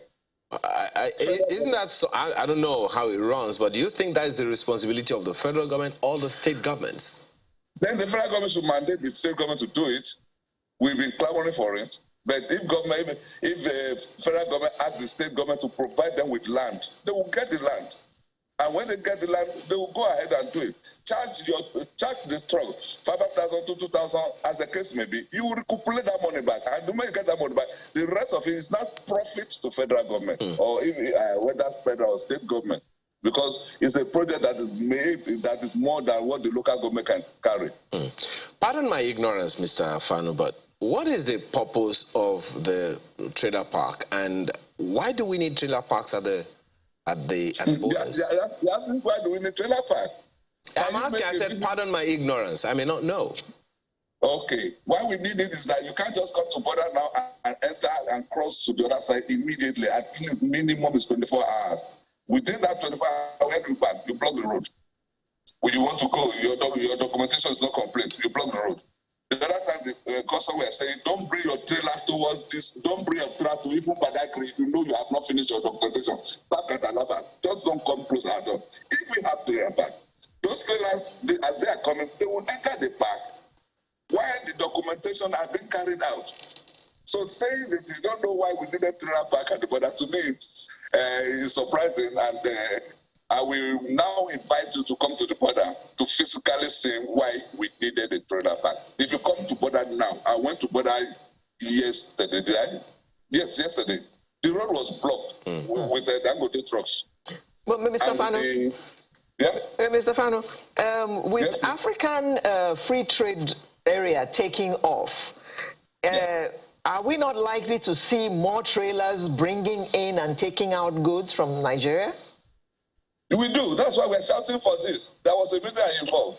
This is what we call it, Nigerian Joint Border Commission. I am a member through Badagry Basima. And the first thing we need to achieve, we've been shouting and been meeting government for. We went to Minister of Foreign Affairs the other time. We went to Nigeria Export Promotion Council shouting for this trailer park. We need their presence. We need federal government presence here. The road is blocked. So now let's assume the policy of government enables third-party country goods now start coming in through Cotonou as the through semi-border. That number of truck again will now include in the presence one we have. That means you come to the border, you will now have a hold up that will even take you 2, 3, 4 hours before you, those of you that are just crossing the border, 2, 3, 4 hours before you cross the border. So if there is trailer park, the road will be free. Lagos State, what do they call them? Road of obstruction, whatever they call themselves recently. They came out and say any trailer that stand on the road, they were arrested for some time. We got 60,000 from their penalty before leaving those trailers for parking on the road. If you come to border now, before you get to the border with trailers on the road, you will see what I'm telling you. You're talking about semi-border now. Yeah, because that's where I reside, that's where I work. Okay, but Idiroko is going to be open or has been opened according to what the president just said. And Idiroko used to be a very busy border in those days. So do you expect any let off on the Seme side because Idiroko is now open? Yeah, if actually for now, like I said, with the federal government policy on this third-party country goods, if it remains the same, and our federal government of Nigeria refuses to talk to Cotonou to actually restrict themselves to collection of transit fee alone from us, the traffic may not be much. It may just remain as it is like this. So apart from the transit fee, what are they collecting now? Apart from the transit ECOWAS goods, third-party country goods are maybe 1-2 container in 2-3 weeks. 1-2 container, whereby you know semi-border as it would be that maybe 1,000 container coming before in a day. But now today, since the border opening with the policy and the Cotonou, we have to charge 1.8, 1.3 40 foot and 20 foot respectively. You pay that in Cotonou, you come to border where you are going to pay a normal duty because we have only one power ruling house in Nigeria, Abuja. How much you pay for it? Oh dear. Oh, we hope we'll get him back. In Lagos port from PTMA. It's the same thing. When they open the border, that they said the goods must come in their original form. If the goods are coming in the original form, and you have one power ruling house in Abuja, issuing power to everybody, you are paying what they pay in Lagos, and you are still paying high duty. You are paying duty again in Cotonou instead of transit fee. That's the administrative charges. And Cotonou refused. They say, go to anywhere, we'll still collect duty from you here in Cotonou. And when you pay there and pay in Seme, what they pay in Tinka, you get to the market. You are entering the market with 7 million naira, while Lagos maybe 5.5 million naira. No importer will leave 5.5 and come to 7 million naira. That is why the traffic in Cotonou is still for third-party country goods from China, Korea, and so on and so forth. Is still on the restricted area. People say they open border, but the policy there does not allow third-party country goods to start coming in yet. So essentially, as far as you're concerned, there's still a lot more work to do in order for the borders for us to maximize the borders. Yes. So beside this one that you just mentioned now, what other things need to be done? Well, I think if federal government can look inward, Lagos port is congested for cars, like I keep on saying all the time. Cars, if they can lift the ban, if they can be allowed cars to come in through Lagos port, I don't know why they should prevent cars from coming into land borders. And the first time, 2016, I know, in a month, we generated 1.something billion for generation from cars alone. That was when we don't pay much money. Now that the border has fully been opened, if the federal government can also release the importation of cars through the land borders, I think federal government needs money, they will get more money, because with it too, in these porous borders, vehicles are still managing to come in there. Okay. Even to the border sometimes, yeah. Okay, I just wanted to ask you a quick one before we wrap up this conversation. You talked about the federal government and the state governments the other time. I was just wondering if you think there is a role in all of these for local government administrations to facilitate, ease, and help checkmate illegal activities. Do you see that happening? Local government? Yes. I don't see that happening. Really? Why? Because federal government have nothing for the indigenous, the people within those areas to live upon. If they have something, they have an industry. Seme is the only industry we have in these houses. Seme is the only industry that you can see partisan traders, vulcanizers, everybody goes there and work. So you don't think that any local government can do anything that can facilitate activities that will help checkmate smuggling? I don't think so, because I'm just telling you frankly, I don't think so, because the local government chairman, those people that are very redundant there, that prevent them from doing anything whatever, are constituting nuisance to the local government chairman and to the community. So if they are engaged in doing little things that is giving them daily bread, if the local government chairman prevented them from doing that, what do you think it will be?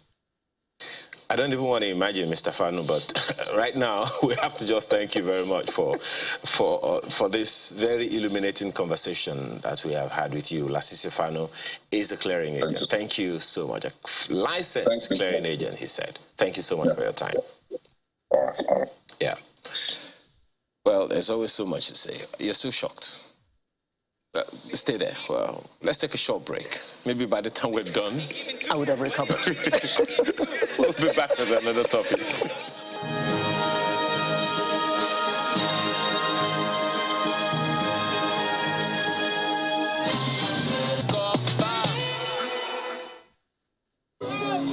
It's you. Yes, it's me. Are you calm now? back to life. Thank you for staying with us. Now we're going to be looking at how to protect intellectual property and copyright. Yeah, first of all, what does all that mean?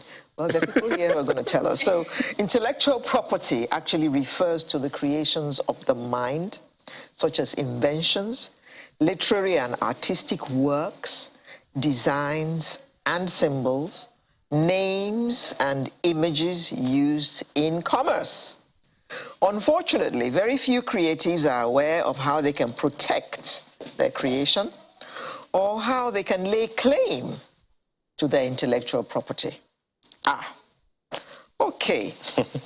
We have two corporate lawyers in the house. Inumidu Bayeroju. Good morning. Good morning. And Godson Iwozo. Good morning. Good morning. So, let me just put you on notice, guys. You are going to be educating us. You are going to be giving us lectures on what all this means. So it's copyright 101. 101. Because there are many people out there who are creatives and have no idea what all this means. So their work gets used at random and they don't even know how to seek redress. Right. For hearing Ayo, for instance, is having an event and he's playing Alero's music without asking Alero's permission. By the way, is that against the law?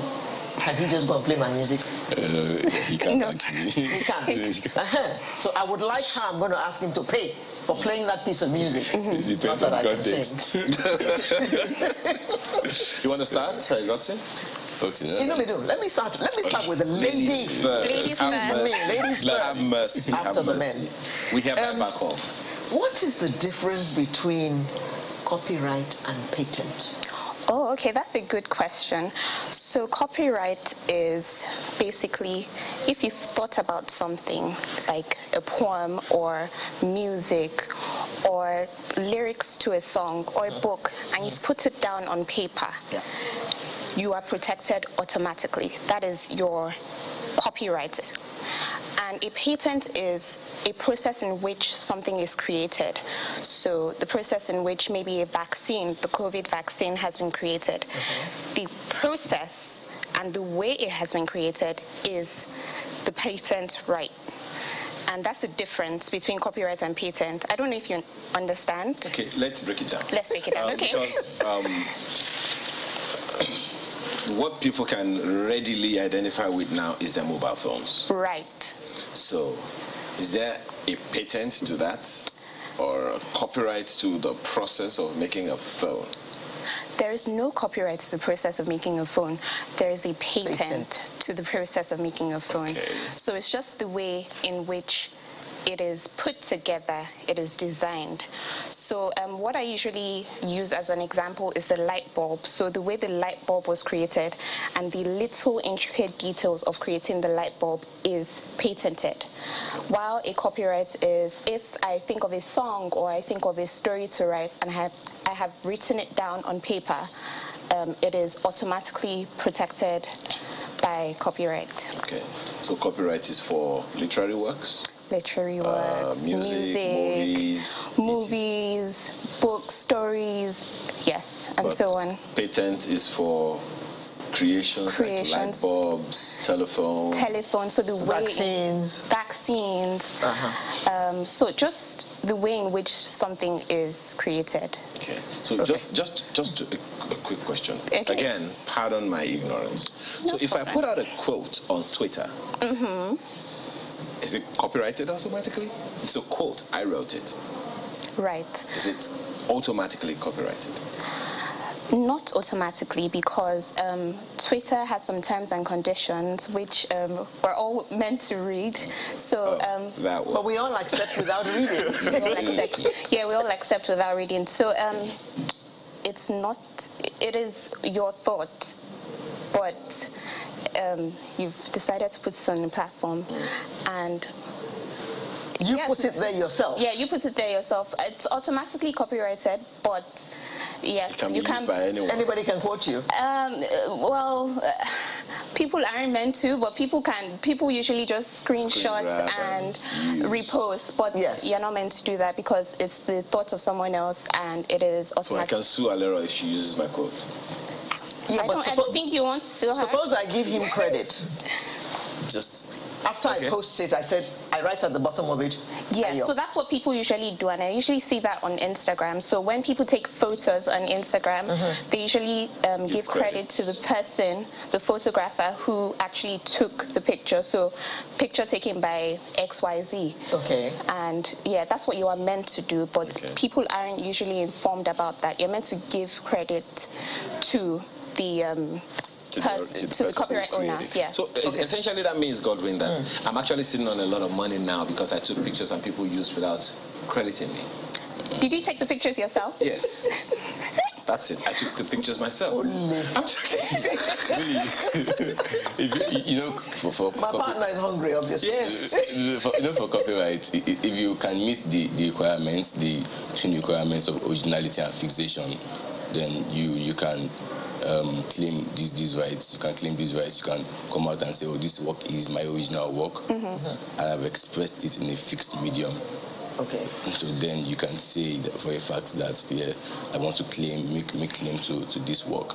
I like you guys to explain this better for us, Godwin.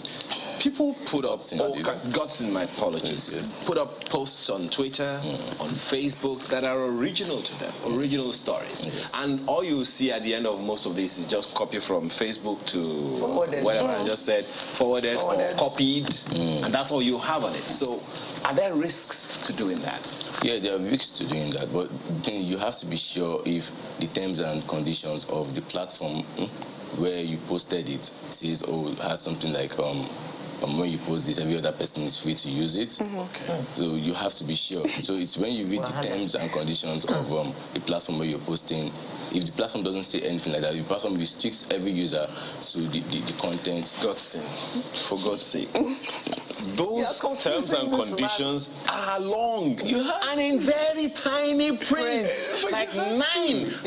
Font size is 9. They don't expect us to read. Yeah, I think it's created like that to prevent you from reading. Yes. But you have just accept. You have to know your right. And go ahead. Have to or need to? You need to, you have to. It's just like you're a script writer. If you take your script and you post it online before the movie is even produced, and someone takes it tomorrow, and maybe the platform you posted it on says free access for all. Everyone can make use of it. So that person can go and shoot the movie even before you, the owner. Yes.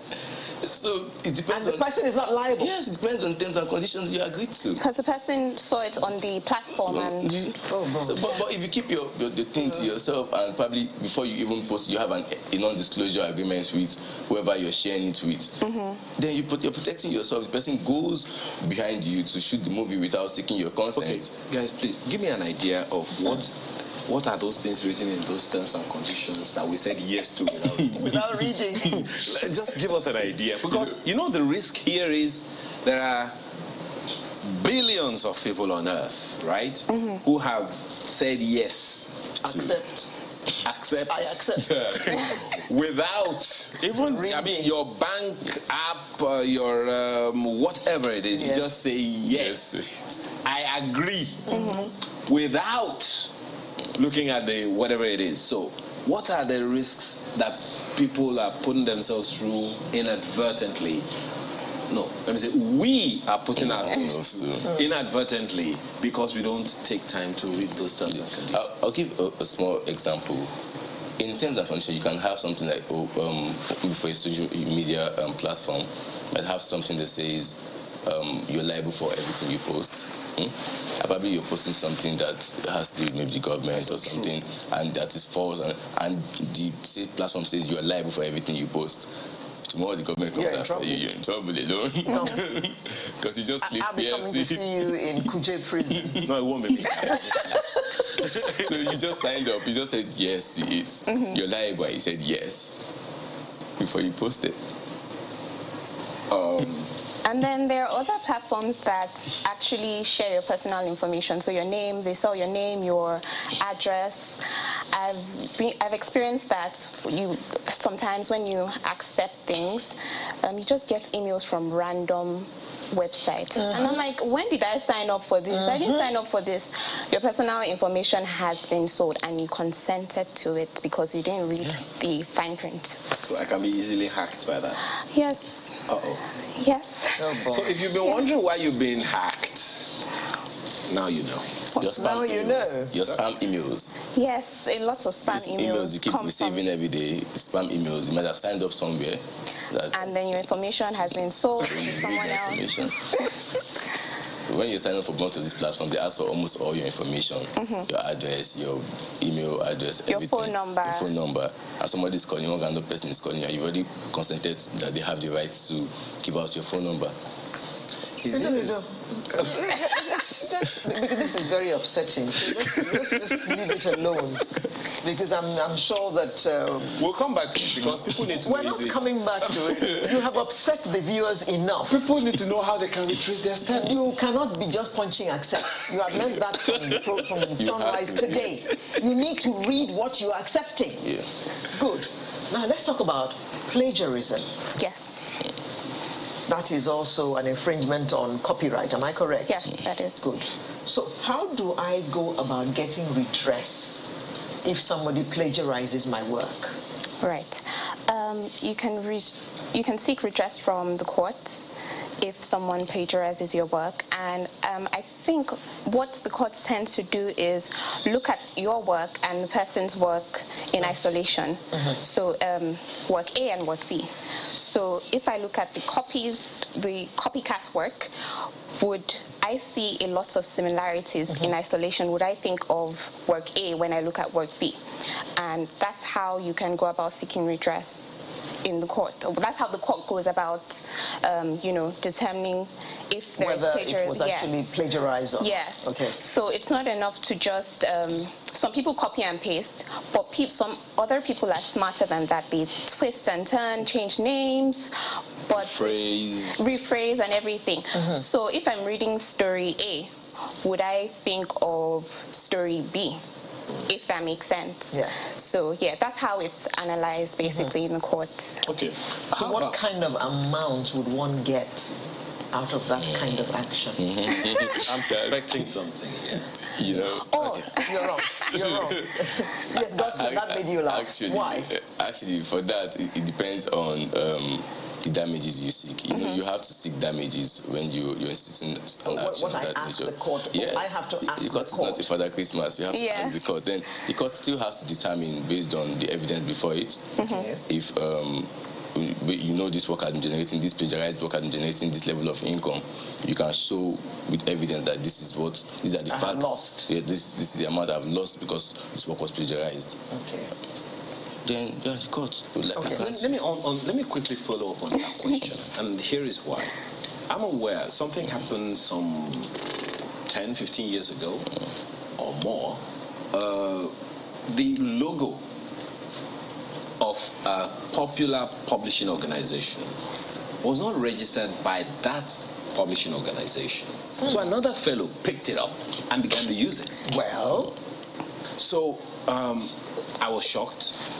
I didn't even know that such a popular, big corporate there could be such a lacuna. Yeah, I mean, I was shocked. So, in that regard, who is liable here? The guy just picked it up and decided to use it. And when people were asking him, why? I said, well, they didn't register it. It wasn't registered, Mark.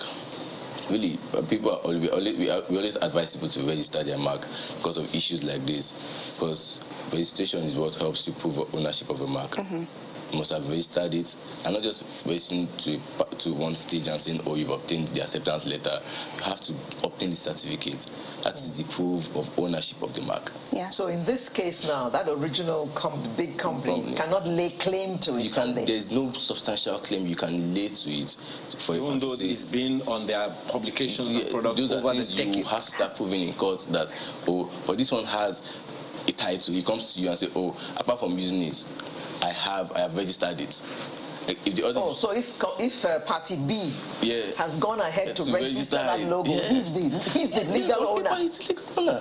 Yeah, and some people actually register trademarks for that, so that they can have all their trademarks under their belt and maybe sell it off to big brands when the big brands actually realize that they've already been registered by someone else. Yeah. But regarding the example you just brought forward, there's a common law claim called passing off, and it's when somebody or like a brand tries to use the goodwill that a bigger brand has received and just tries to pass off as the bigger brand. It's like passing off. So you said that the brand is already a big brand and everything, so brand can seek redress from the courts and show that, we've been this big brand for like how many years, and we've used it, we've gotten goodwill, and this new brand is passing off as us. And but I would advise all brands, everybody trying to start up a business in Nigeria, to register their trademarks. And trademarks range from like the actual mark, so like sunrise behind you, and you can also register the word sunrise, but I'm sure it's already been registered. Actually, it's a word in the dictionary as well. The beauty is you can actually register your mark and your logo together. Yes. So you don't have to start. What is your mark and what is your logo? Your mark, your mark and the wordings itself. You can register both. Just so what's for instance? So this is the logo or the mark. So you register the and then sun sunrise as well. Also in the particular lettering, yes, or the particular lettering. Okay. Sunrise. So you can have this and then have sunrise and register it that way. Okay. So this is my logo or my mark, and this is the trade name. I will now put arrow. Registered. Registered. Arrow in a circle. Yes. Okay. One no circle. Or C. Which one? And C is copyright. See, one thing we have to explain is this registration process. But I realize that most people tend to, once you just go to the trademark registry, you've obtained an acceptance letter from them, you just sit back and relax and feel a mark is registered. But there's a certificate process. When you obtain the acceptance letter, you must obtain the certificate. So that you have it to show lawyer. Yes, you say this is my certificate. The acceptance letter is not sufficient proof of ownership of the mark. So it's like you do introduction. Married. So you have to go for that. Let's do music now. Music is a big one in Nigeria. Yes, it is. Yes. Do you mind, before we go to music, no vex. All right. This is still on this logo thing, because music, movies is actually quite big. That's big. And I don't know whether or not we can copyright jokes. We'll come to that. Maybe now you can with professional comedians. This logo thing that we talked about, over the years, I don't know, you would remember this. There are some beverage brands that have been compromised, in a manner of speaking. I mean, they are based in one part of the country, but when you go to some other part of the country, you see them adjusted in a way that you pass off.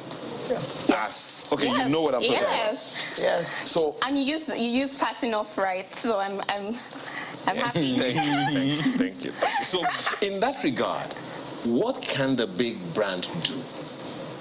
Because clearly this small brand is just trying to pass off to make a buck a day or two, and then move on, compromise the market of the big brand. Exactly.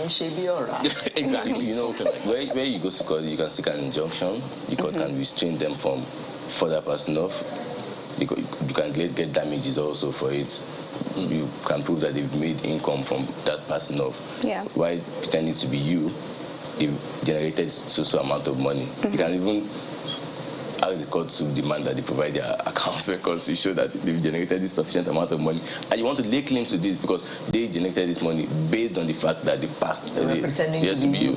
So, is there a monitoring system for such things? I was at a shop yesterday with a colleague of mine here, and when she saw this particular brand, she just said, and then saw another brand entirely different, but the coloring, the labeling were similar, about almost 80% similar, such that she said, wait a minute, is this another variant of this particular product? In that regard, is there a monitoring system by maybe the Copyright Commission or someone to say, okay, this thing is happening, or it's the responsibility of the brand owner to monitor?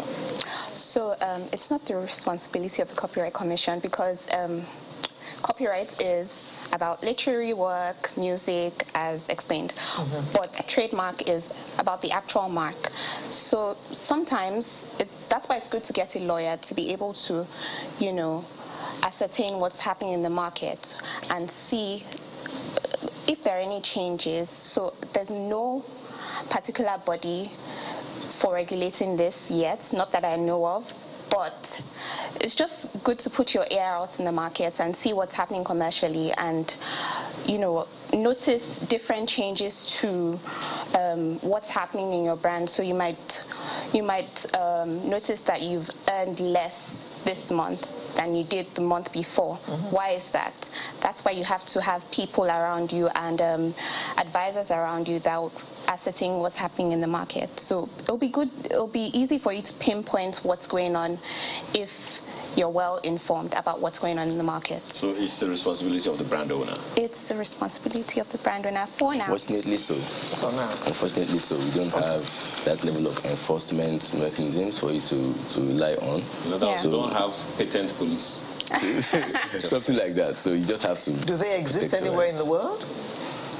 Some countries go further, and some countries that have very good database, online database, once you just put your information, everything pops up. Then so you can't say that for Nigeria for now. We are getting there. Okay, now let's go to the biggie. Music. Once upon a time, when we started broadcasting, musicians would beg us to play their music so that their music would be popular. They stood. They do now with the caveat because the Copyrights Organization of Nigeria, they have since been formed, and they are very active. They hear that piece of music, you're supposed to pay something to the artist. So, what should the relationship be between radio and TV stations and the artists who are making all this music? Right, that's a good question.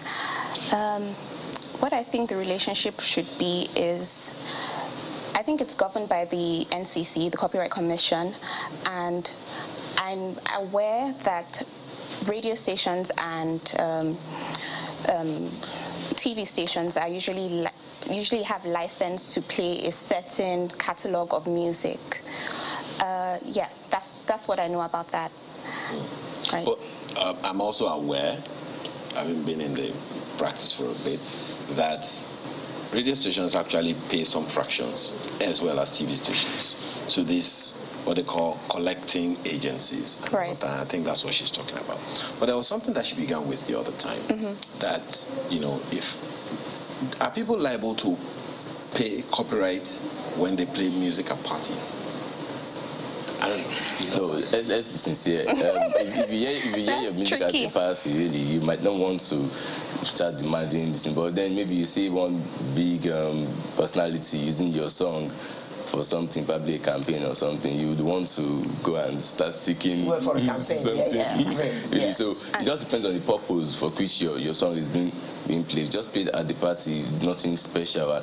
You might really not want to seek, because really, in fact, you should be happy. But then where your work is being exploited in such a way that they're generating income, then you should. Okay. At what point do people cross the line without knowing it? Generating income. It's all about the money. The money. You're generating income from my song. I want that income. Or I want a part of that income. So if I'm shooting a movie, for instance, and I decide to use Ayo's music, you're synchronizing my music into your movie. Oh, you can.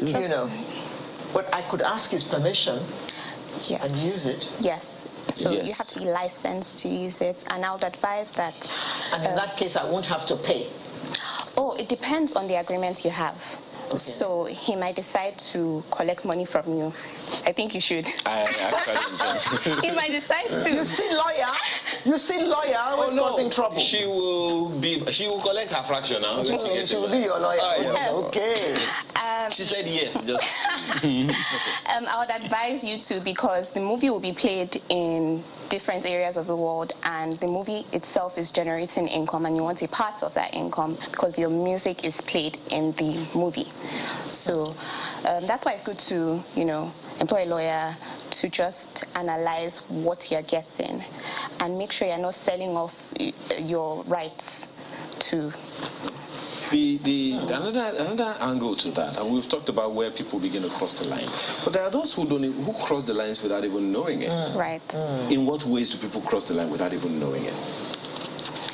Yes, so sometimes someone might give you like a script to read, and I've heard stories about that happening in Nollywood, like sharing ideas, or like just having script writers come and show some scripts, and the producer of the movie might decide to readapt the script, change some names. Oh, I got the idea from here, there, everywhere. And some people do it knowingly, some people do it unknowingly. And yeah, that's what happens sometimes. Okay. So we are gradually crossing into movies as well. The music part, there are many popular songs today that are not credited to anyone. They now say that there are songs in public domain. Somebody sang it first. I have a musician friend whose friend did a song of his, made it popular. He did a song, I think, in the late 90s or early 2000s. And then this fellow, just about 5 years ago, redid the song. New lead songs, exact same chorus.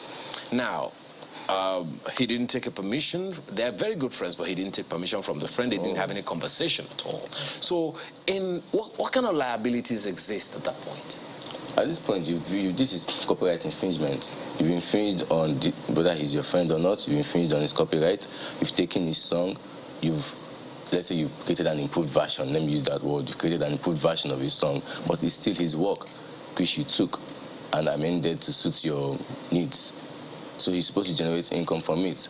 So this is copyright infringement. He can sue you for copyright infringement. On that same topic, since you went to music, a song called My Girl was done by Otis Redding, I think, in the 60s. Yep. And it's been redone by so many people. Yes. George Benson, Temptations, what's the name of this guy? Michael Jackson, Stevie Wonder, on and on and on like that. You know about the song? Yes. Okay. So in terms of covers, where is there a process to that? Yes, there is a process. So that's sampling. So I'm sampling someone else's song. That's not sampling. That's taking the whole song. Oh yes, that's taking the whole song. They've assigned, Stevie Wonder has probably assigned some rights to redo the song. So you have to, approach the person that owns the copyrights first before you can redo the song. And I know some people redo and sample some songs on YouTube, but you're not technically meant to without permission from the owner of the copyright. And when you start generating income from it, that's when there's a problem. Okay, since you have gone to social media, let me go there. Oh. You attach you have a video. Yes. Or a picture. Okay. And you attach a song off of, however, I've never done it. So Inumidu is dancing, and then she just attaches a song from her song file or from somewhere, and put it on a video or an audio that she did for herself on Instagram. Right. Are there laws that people break without knowing it? Or Yes. And sometimes, in some cases, Instagram might actually pull the video down because the song, you're not authorized to use that song for the video. And I know that Instagram has this option where you can put a song over a video, and that option is there because Instagram has rights to use certain songs. And sometimes I try to put a song on top of a video and I see that this song is not available in your region, and this is why intellectual property rights is it's kind of territorial. So you might have rights to, you might have some rights in Nigeria, but you might not be registered in the UK or in America as well. So that's something you should be aware of as well. So if you, that's why big brands nowadays decide to, register their trademark in almost every country, just so you're protected everywhere. Interesting. You want to add a word to that? Wow. Or has she said everything? Yeah, because I have more questions. Okay. The same thing happens on other platforms as well. TikTok. Yes. Twitter. Yes. Facebook and the rest of them. Is there any liability that people have been crossing without knowing it? I'm asking that because I know that generally, and you both have spoken to that, the copyright laws may not be, well, they are there, but the enforcement may not be that strong in this part of the country. Yeah. And people may be roping themselves in, well, without knowing it. How do we begin to help people get protected? So we have to understand first that technology is evolving, and right now we are at the stage where so many things are happening, and our laws are not catching up to speed with everything that's happening. So our laws are somehow outdated to an extent, and obviously the law, when the Copyright Act was created, did not emphasize the situation where we'd be having this, right? So it needs to be updated to the extent that, okay, we have to consider all these things that are happening right now.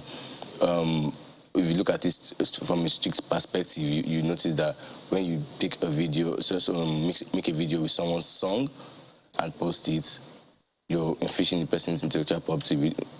Although then you might not think you're doing so, you might think you're just promoting the person's song, but the person doesn't want you to promote his song. He's making his income already. He feels like you are trying to generate income by posting his song, making a video with his song. So then you're crossing a line. But the question is, should you be held liable for crossing this line if you're not generating income from it? If it's just a harmless post of a video and you're dancing to it and you're not generating income from it and nothing, should you be held? What is the benefit of the artist who decides to go after you? Yeah. What income, really? What income do you want to lay claim to? So if he comes after me for posting that video, what should happen? Or what will maximum that will happen is maybe a takedown request for the video, because if I haven't generated any, there's no monetary gain in it for me, so I don't have anything to pay him. So all he can ask is for me to put you can claim. Put it down. You can claim, but the practicability of being granted a monetary claim where I have generated nothing from it, it's not practicable. But you can ask for a takedown or take this down. Really, take down suffices at this point. And there are many people who have commercialized and are commercializing their followership. Yes. I have a million followership, followers or likes or whatever. And based on that, you market yourself as a social media influencer. Yes. So you get paid. Now, in that regard, Inumido, what are there risks that those people who have so many followers could be running that they may not be aware of? By that I mean, maybe they used a particular background or with intent, or use a particular music or a product with intent. It can be argued. You understand what I'm talking about? Are there risks for social media influencers that they are running without even knowing it?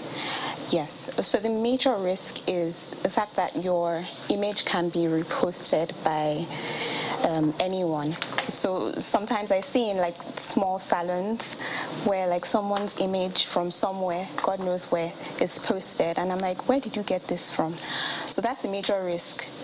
Anybody can just screen grab and use your image, use what you've said, use your words. And because in Nigeria, intellectual property might be seen as something that isn't so enforceable, you can't chase everyone and try to like, you can't chase everybody. You can't find everybody that is infringing on your intellectual property, right? So you run a risk of exposing yourself, exposing your pictures, exposing your words, exposing maybe something you said, something innovative that you said online. Someone can just... People are pretty organized now, aren't they? Yes, they are. How about comedians? Can we copyright jokes? Is that copyright or patent? I don't know. Yeah, it's really copyright. But right now, we can't say, can you prove originality?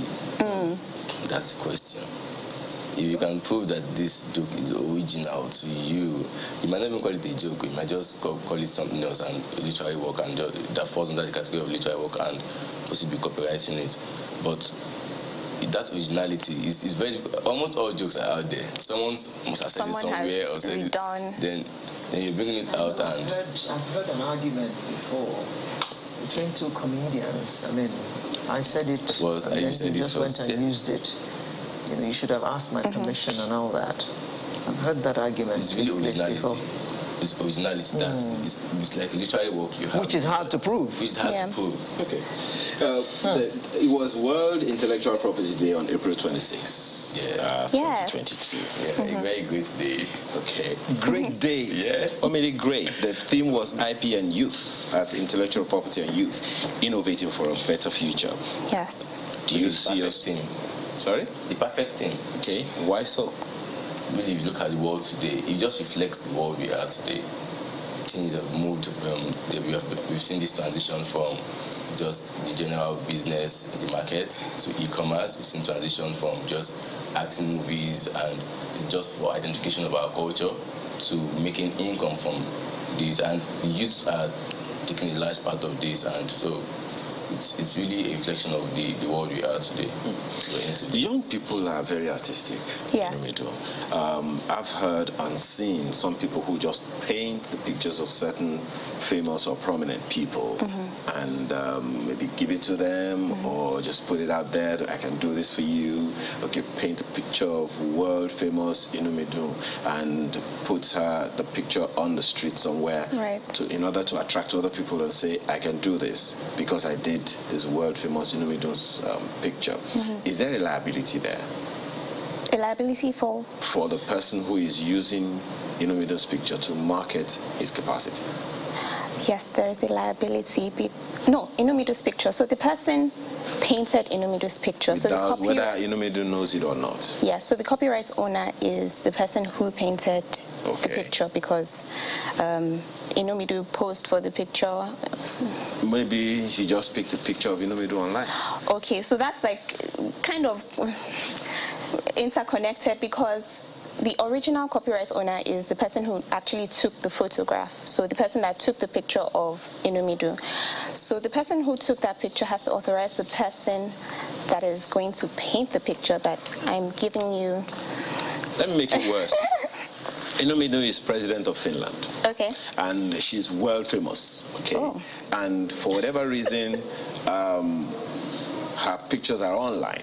But there is a particular image of her, like a Mona Lisa kind of picture of Inumidu, that everybody in the universe knows. Right? So now this Gotsin artists in Ajebule or Sabongeri or Ihiala in somewhere in the remote part of the southeast just picks Inumidu's world famous picture, paints it, puts it out somewhere and says, I can do this. Right. So we don't know the who took Inumido's picture. Okay. So it's the painter's adaptation of Inumido's picture. So there are like little details that will be different. So not every painting can be the same or will be the same, because people use different brush strokes and people, have different details, different quirks to their paintings. So if I decide to paint, it might be different from how you decide to paint. So this is can distinguish your work. Yes. What you can distinguish your work, that's it. That's what you can distinguish your work. If you can do that, then really you might not have a problem. But where you can't distinguish your work from the original work, then really that's the problem. Now, for the youth part, that the youth question that I asked the other time, we know that young people are stepping up to innovation challenges, using their energy to create things all over the place, short videos on Twitter, YouTube, Facebook, Instagram, TikTok, you name it, Snapchat and all. What are the opportunities, especially coming from the IP perspective, that young people who create this content all over the place are not even aware of? They're just putting the content out there. Right. So you can get approached by big brands once they see your following to market their products. And I know nowadays young people are going into NFTs. We don't Going into what? NFTs, so non-fungible tokens.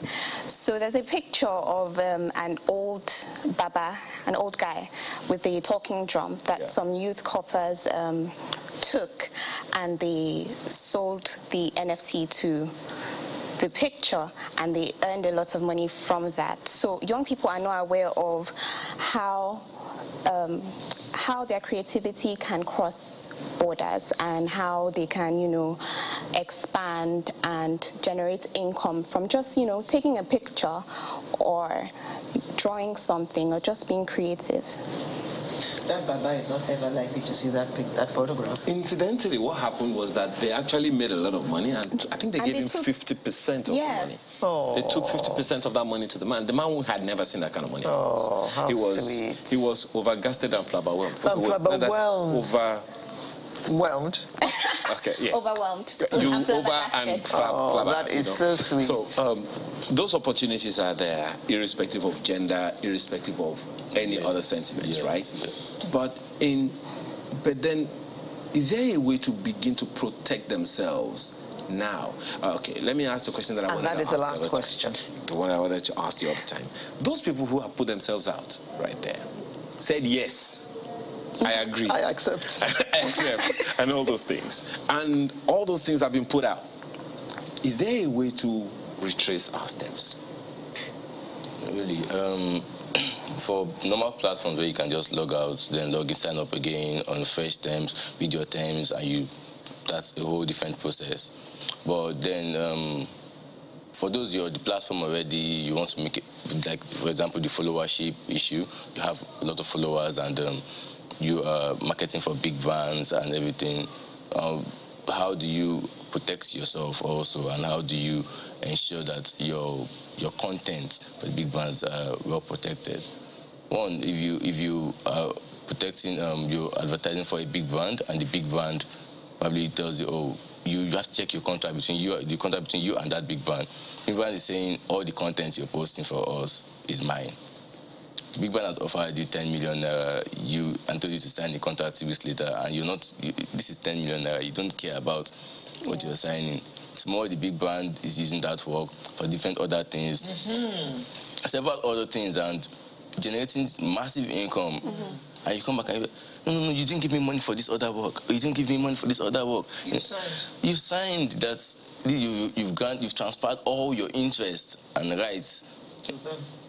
Oh dear. So you have to go back and look at this contract between. What are they saying here? Do they want me to license, or they want me to assign all my rights? But at a time, Alera, I'm sorry.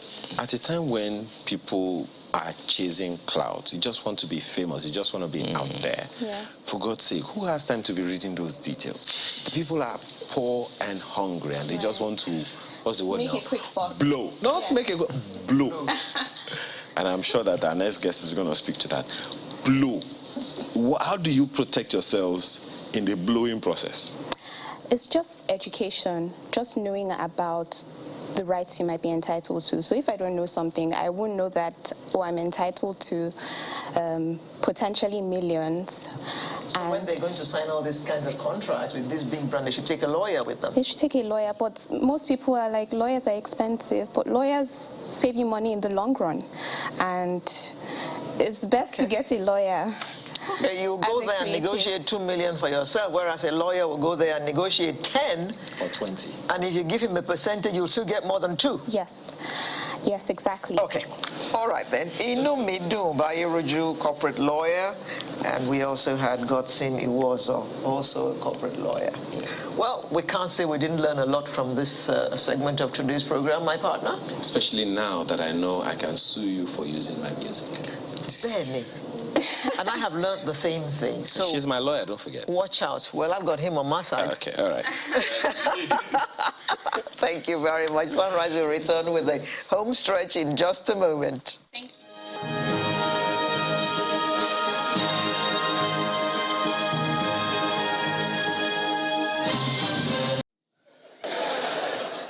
That's how I ended up studying mechanical engineering. But you know, Nigeria has a way of changing your career line. There is nobody in this country that does one work and survive. I should tell you, you will soon know. It's only in Nigeria that churches that they must have school. So if you don't drop offering, you drop school fees. You can't run. But things have even changed in churches now. Because in those days, in churches, you have to dance from the back. Now you just go to church.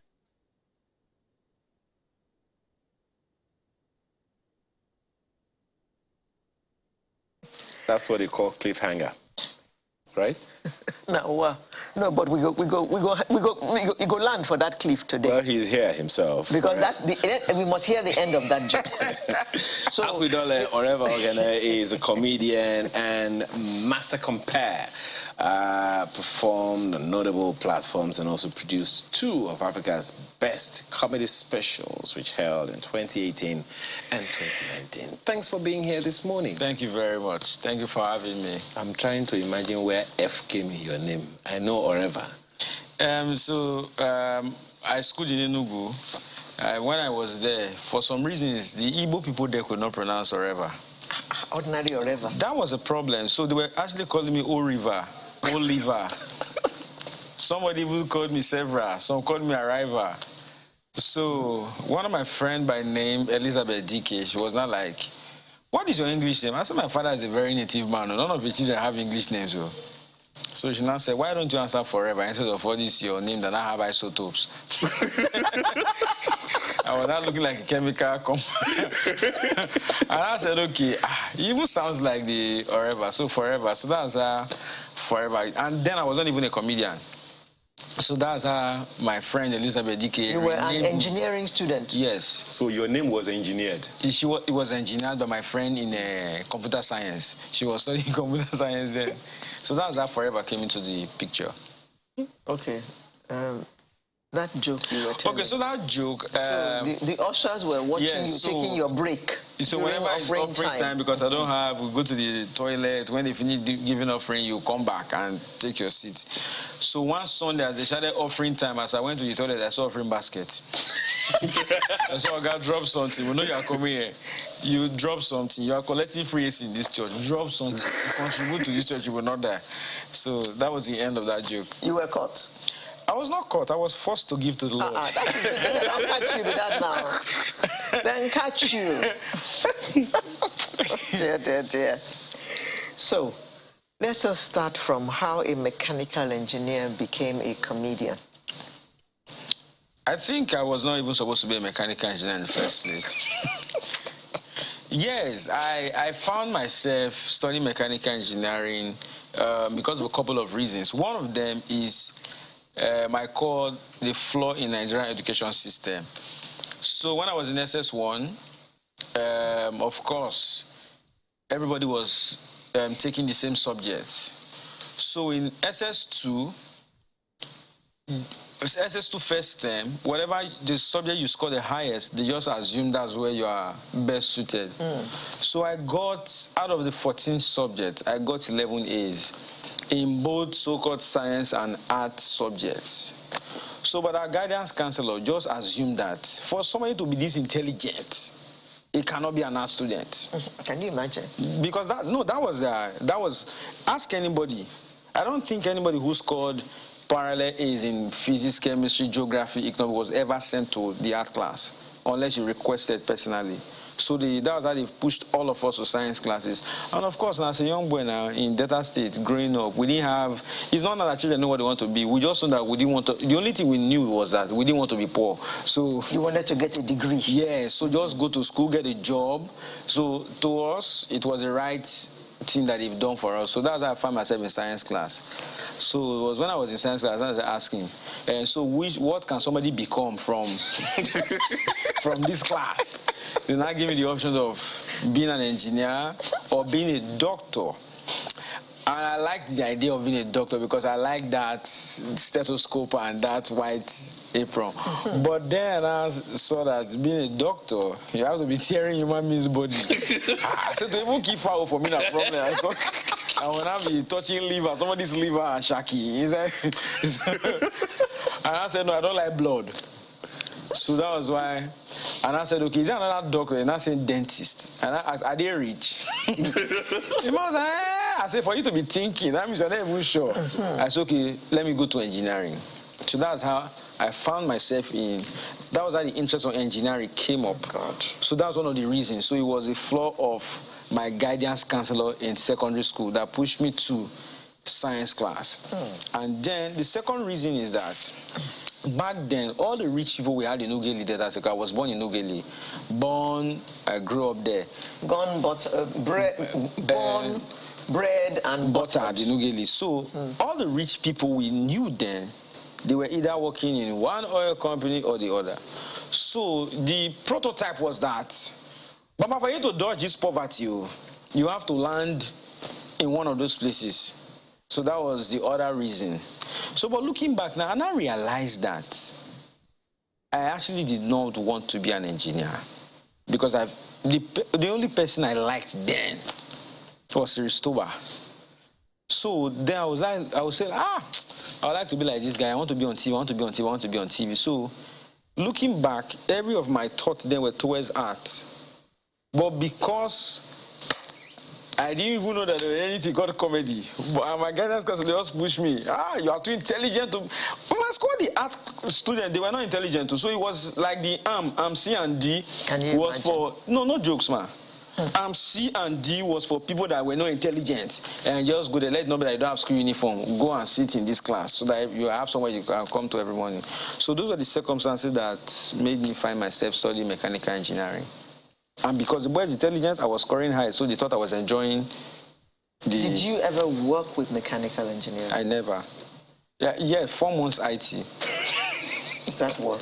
And I was carrying things. My was work. Those machine parts were heavy. You were carrying things. I carried... My palm was softer than this. It was 4 months IT that changed the life of my palm. So this hand, I can use this hand to do palm Sunday because it was how far, I can't forget to, God forbid, but I carried engine block. So please stop so that we can talk. So I never worked as an engineer, not yet. But I still have a degree. You know, in this country, they can, it's not mechanical engineering appointment. I have my degree, see, I'm qualified. So it's there. Okay, appointment. You're looking forward to appointment. That's why I say anything can happen. Okay. Like what kind of appointment do you think you will really... For now, to be very honest. Special advisor on technology or science. On comedy. To the president. Entertainment. On entertainment. To the president on how to laugh. Because your office is stressful. Things are going wrong in the country. So I can be giving you free laughter dose. I thought there was a governor in this country as well. I thought he had the commissioner for merriment or something like that. Yes, I think it was Imo State, thereabouts. Yes, I remember. That Uche Ogbuagu was the person in charge, special advisor for something. No, commissioner for merriment, I think it was Imo State. It was one lady they put in charge of merriment. Commissioner for merriment. So how did you get into comedy after reading mechanical engineering? Okay, so in 2005, I went to see my grandma. So one morning I heard people laugh. I was still sleeping, so I woke up. They were watching Night of a Thousand Laugh. And then I joined them to watch. And the person that was performing there was Agudai. So I watched this guy. I said, I can do this thing now. Because then in church, I was the one writing the plays for teenagers, doing drama. And most of the stories I wrote were funny stories. So I said, if I could write stories that would acted as drama, I can actually do this in as stand-up comedy. So that was where, so it was Agudai that actually ignited the stand-up comedy stuff in me. So from there, I tried it once on stage and people laughed. So I started doing it as fun while I was in school until I was paid my first big money. And I said, hey? Big money being how much? 700 naira, man. It was a life changer. That because that there was no money to cook soup. I won't lie to you. So as I did the event in Monarch Avenue, Enugu, it was in the month of March. 700. My roommate who is in Dubai and I said, man, we thank God though. If this one they come every week, we are cool. We're cool. That's 2.8 for 1 month.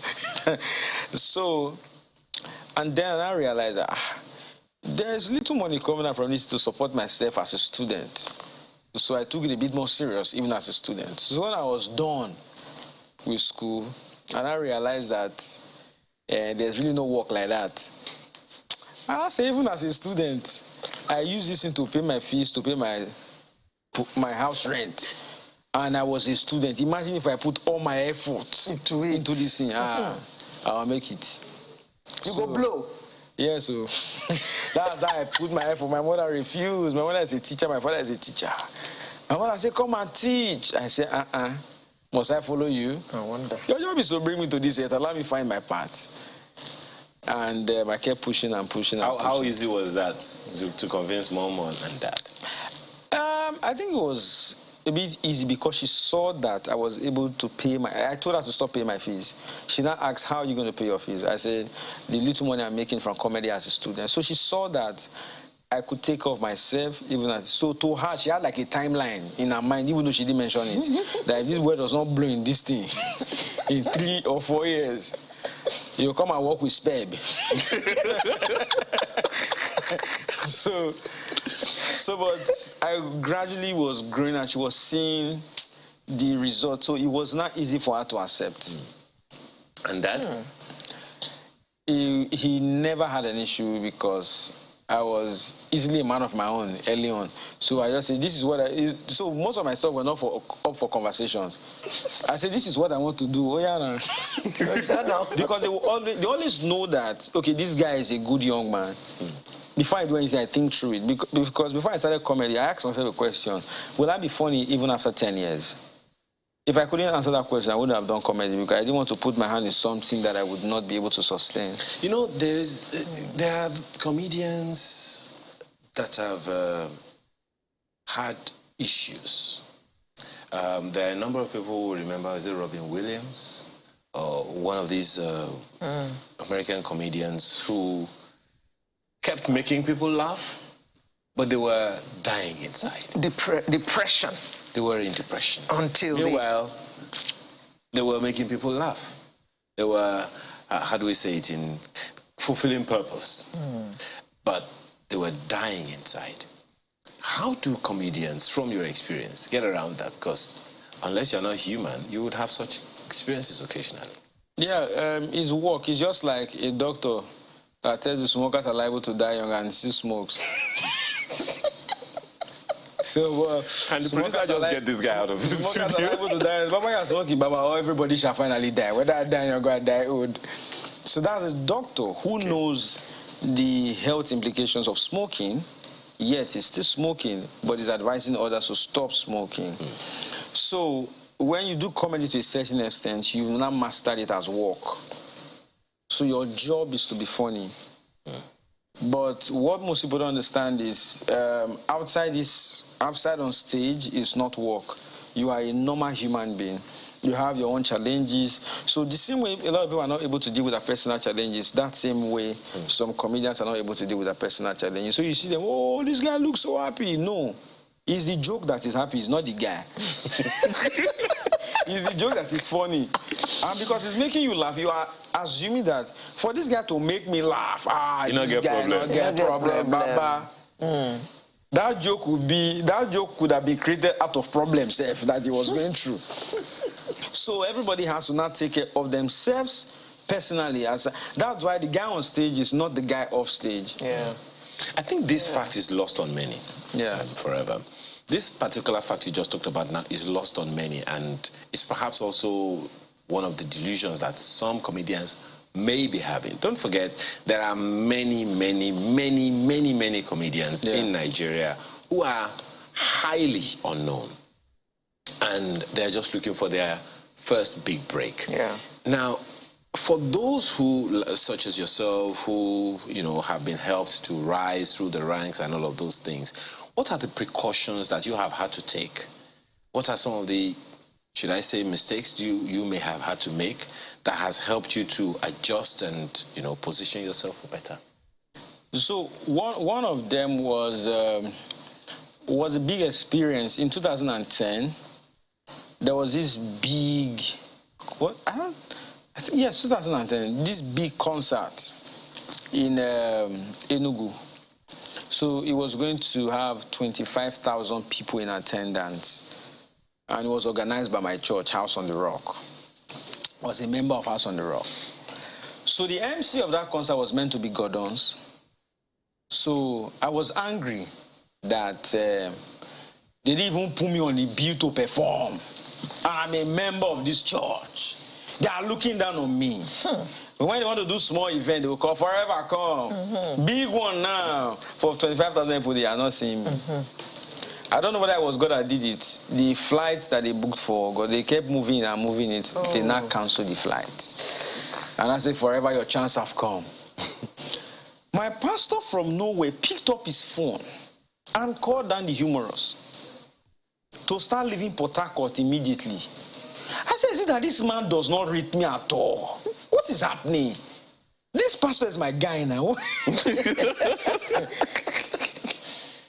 So that humorous, because Port Harcourt to Enugu was like 4 hours, and this happened around 4 p.m. So it took him like an hour to get ready to leave and start coming. So he got to Enugu like 9. The concert started around 7. So Freke Umo, who is a singer but also a very good master of ceremony, they now even told the musician to start doing the MC. Until Dan come, I got angry again. Musician doing MC when they come in. Meanwhile, you are there. Meanwhile, I'm here. They now gave me 5 minutes to perform. I said, see, only 5 minutes. A prophet is not valued in his home. So that's how they called me and said, ladies and gentlemen, welcome on stage forever. So that's how I got on stage and saw 25,000 imams. I froze. I froze. At a point, I thought I was floating. I knew I was wearing shoes, but my leg was not feeling the stage. Till date, I didn't know what I said for the first 2 minutes. I thought I was greeting them, just give your hands, put your hands together. I don't know what I said for the first 2 minutes, but somehow I just got myself and told one joke and people laughed, and I signed out. I said, just thank you. Joke. My one joke. As I got people laughing, I said, thank you very much, good night. When I went back, I said, God, thank you. I'm not the MC. Lord, you see beyond the eyes of men. Thank you that I'm not the MC. So I now found out that night that because I'm funny does not mean that I have the capacity for that kind of stuff. So it was one of the experiences that began to shape me. So a lot of comedians are not big today, not because they cannot be big, but they don't have the capacity to be big. They are only funny. And that's the easiest thing for a comedian, to be funny. And once you're funny, that's basic. Anybody can be funny. But now, when they take you from that place and put you at a certain kind of event, and you see these kind of dignitaries, can you handle it? Some people, when I first came to Lagos, all the jokes I had were church jokes. I went for an event that was not a church event. I could not function in faith. I said, Forever, you are not a good comedian. No? How can all your jokes be church jokes? Then I'm not good enough. So I was very honest with myself I made a lot of music. I remember one wedding I did in Enugu. I said, ladies and gentlemen, let's welcome the couples. One who came as MC is one husband and wife. It's one couple. I was arguing. I said, the husband is one couple, the wife is another couple. Oh, God. So it's couples. He said, no. Both of them are a couple. So because I was in mechanical engineering, I now understood it more when you couple something together. So then I said, thank you very much. So I made mistakes on the job, but I made sure. Yeah, I made sure I kept growing. My jokes kept improving because times are changing. Jokes have now gone beyond the era of again one man. That man have died. Talk about the woman. Again one woman. The man have died. So people are now relating. People are now taking jokes at a very high frequency. People expect you to create joke about futuristic things, about what is happening around us. How can you change the narrative even though we are laughing? What have your children taught you, comedy-wise? And he started laughing. I don't know. So I don't even have. I don't know how to put it. The words to don't worry, engineer it. Nice. Let me dust my certificate. So my children have taught me to value every time I spend with them because as a comedian you tend to travel a lot and you enjoy the job. But when you come back home, you're not like, I enjoy this home more than this job. So they've been able to teach me a certain level of balance. So it puts you in a position where you want to make sure your kids are proud of you when they grow up, because now my daughter today's her birthday. She's 5 today. Yeah. If you don't want to go back to that home, happy birthday. Wish her happy birthday. If you want to go back to that home. Praise. Happy birthday to you. Happy 5th birthday. I love you so much, and God will make you great and prosper in everything you do in Jesus' name. Amen. Amen. Yeah. Happy birthday from us on Sunrise too. And yes, that's our show today. Aquidolo forever. Please don't. No, that's why it's easier to pronounce forever.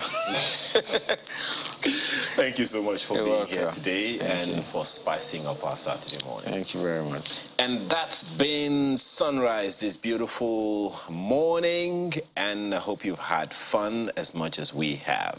I am Akide. I'm Alero. Do see you next week. Bye-bye.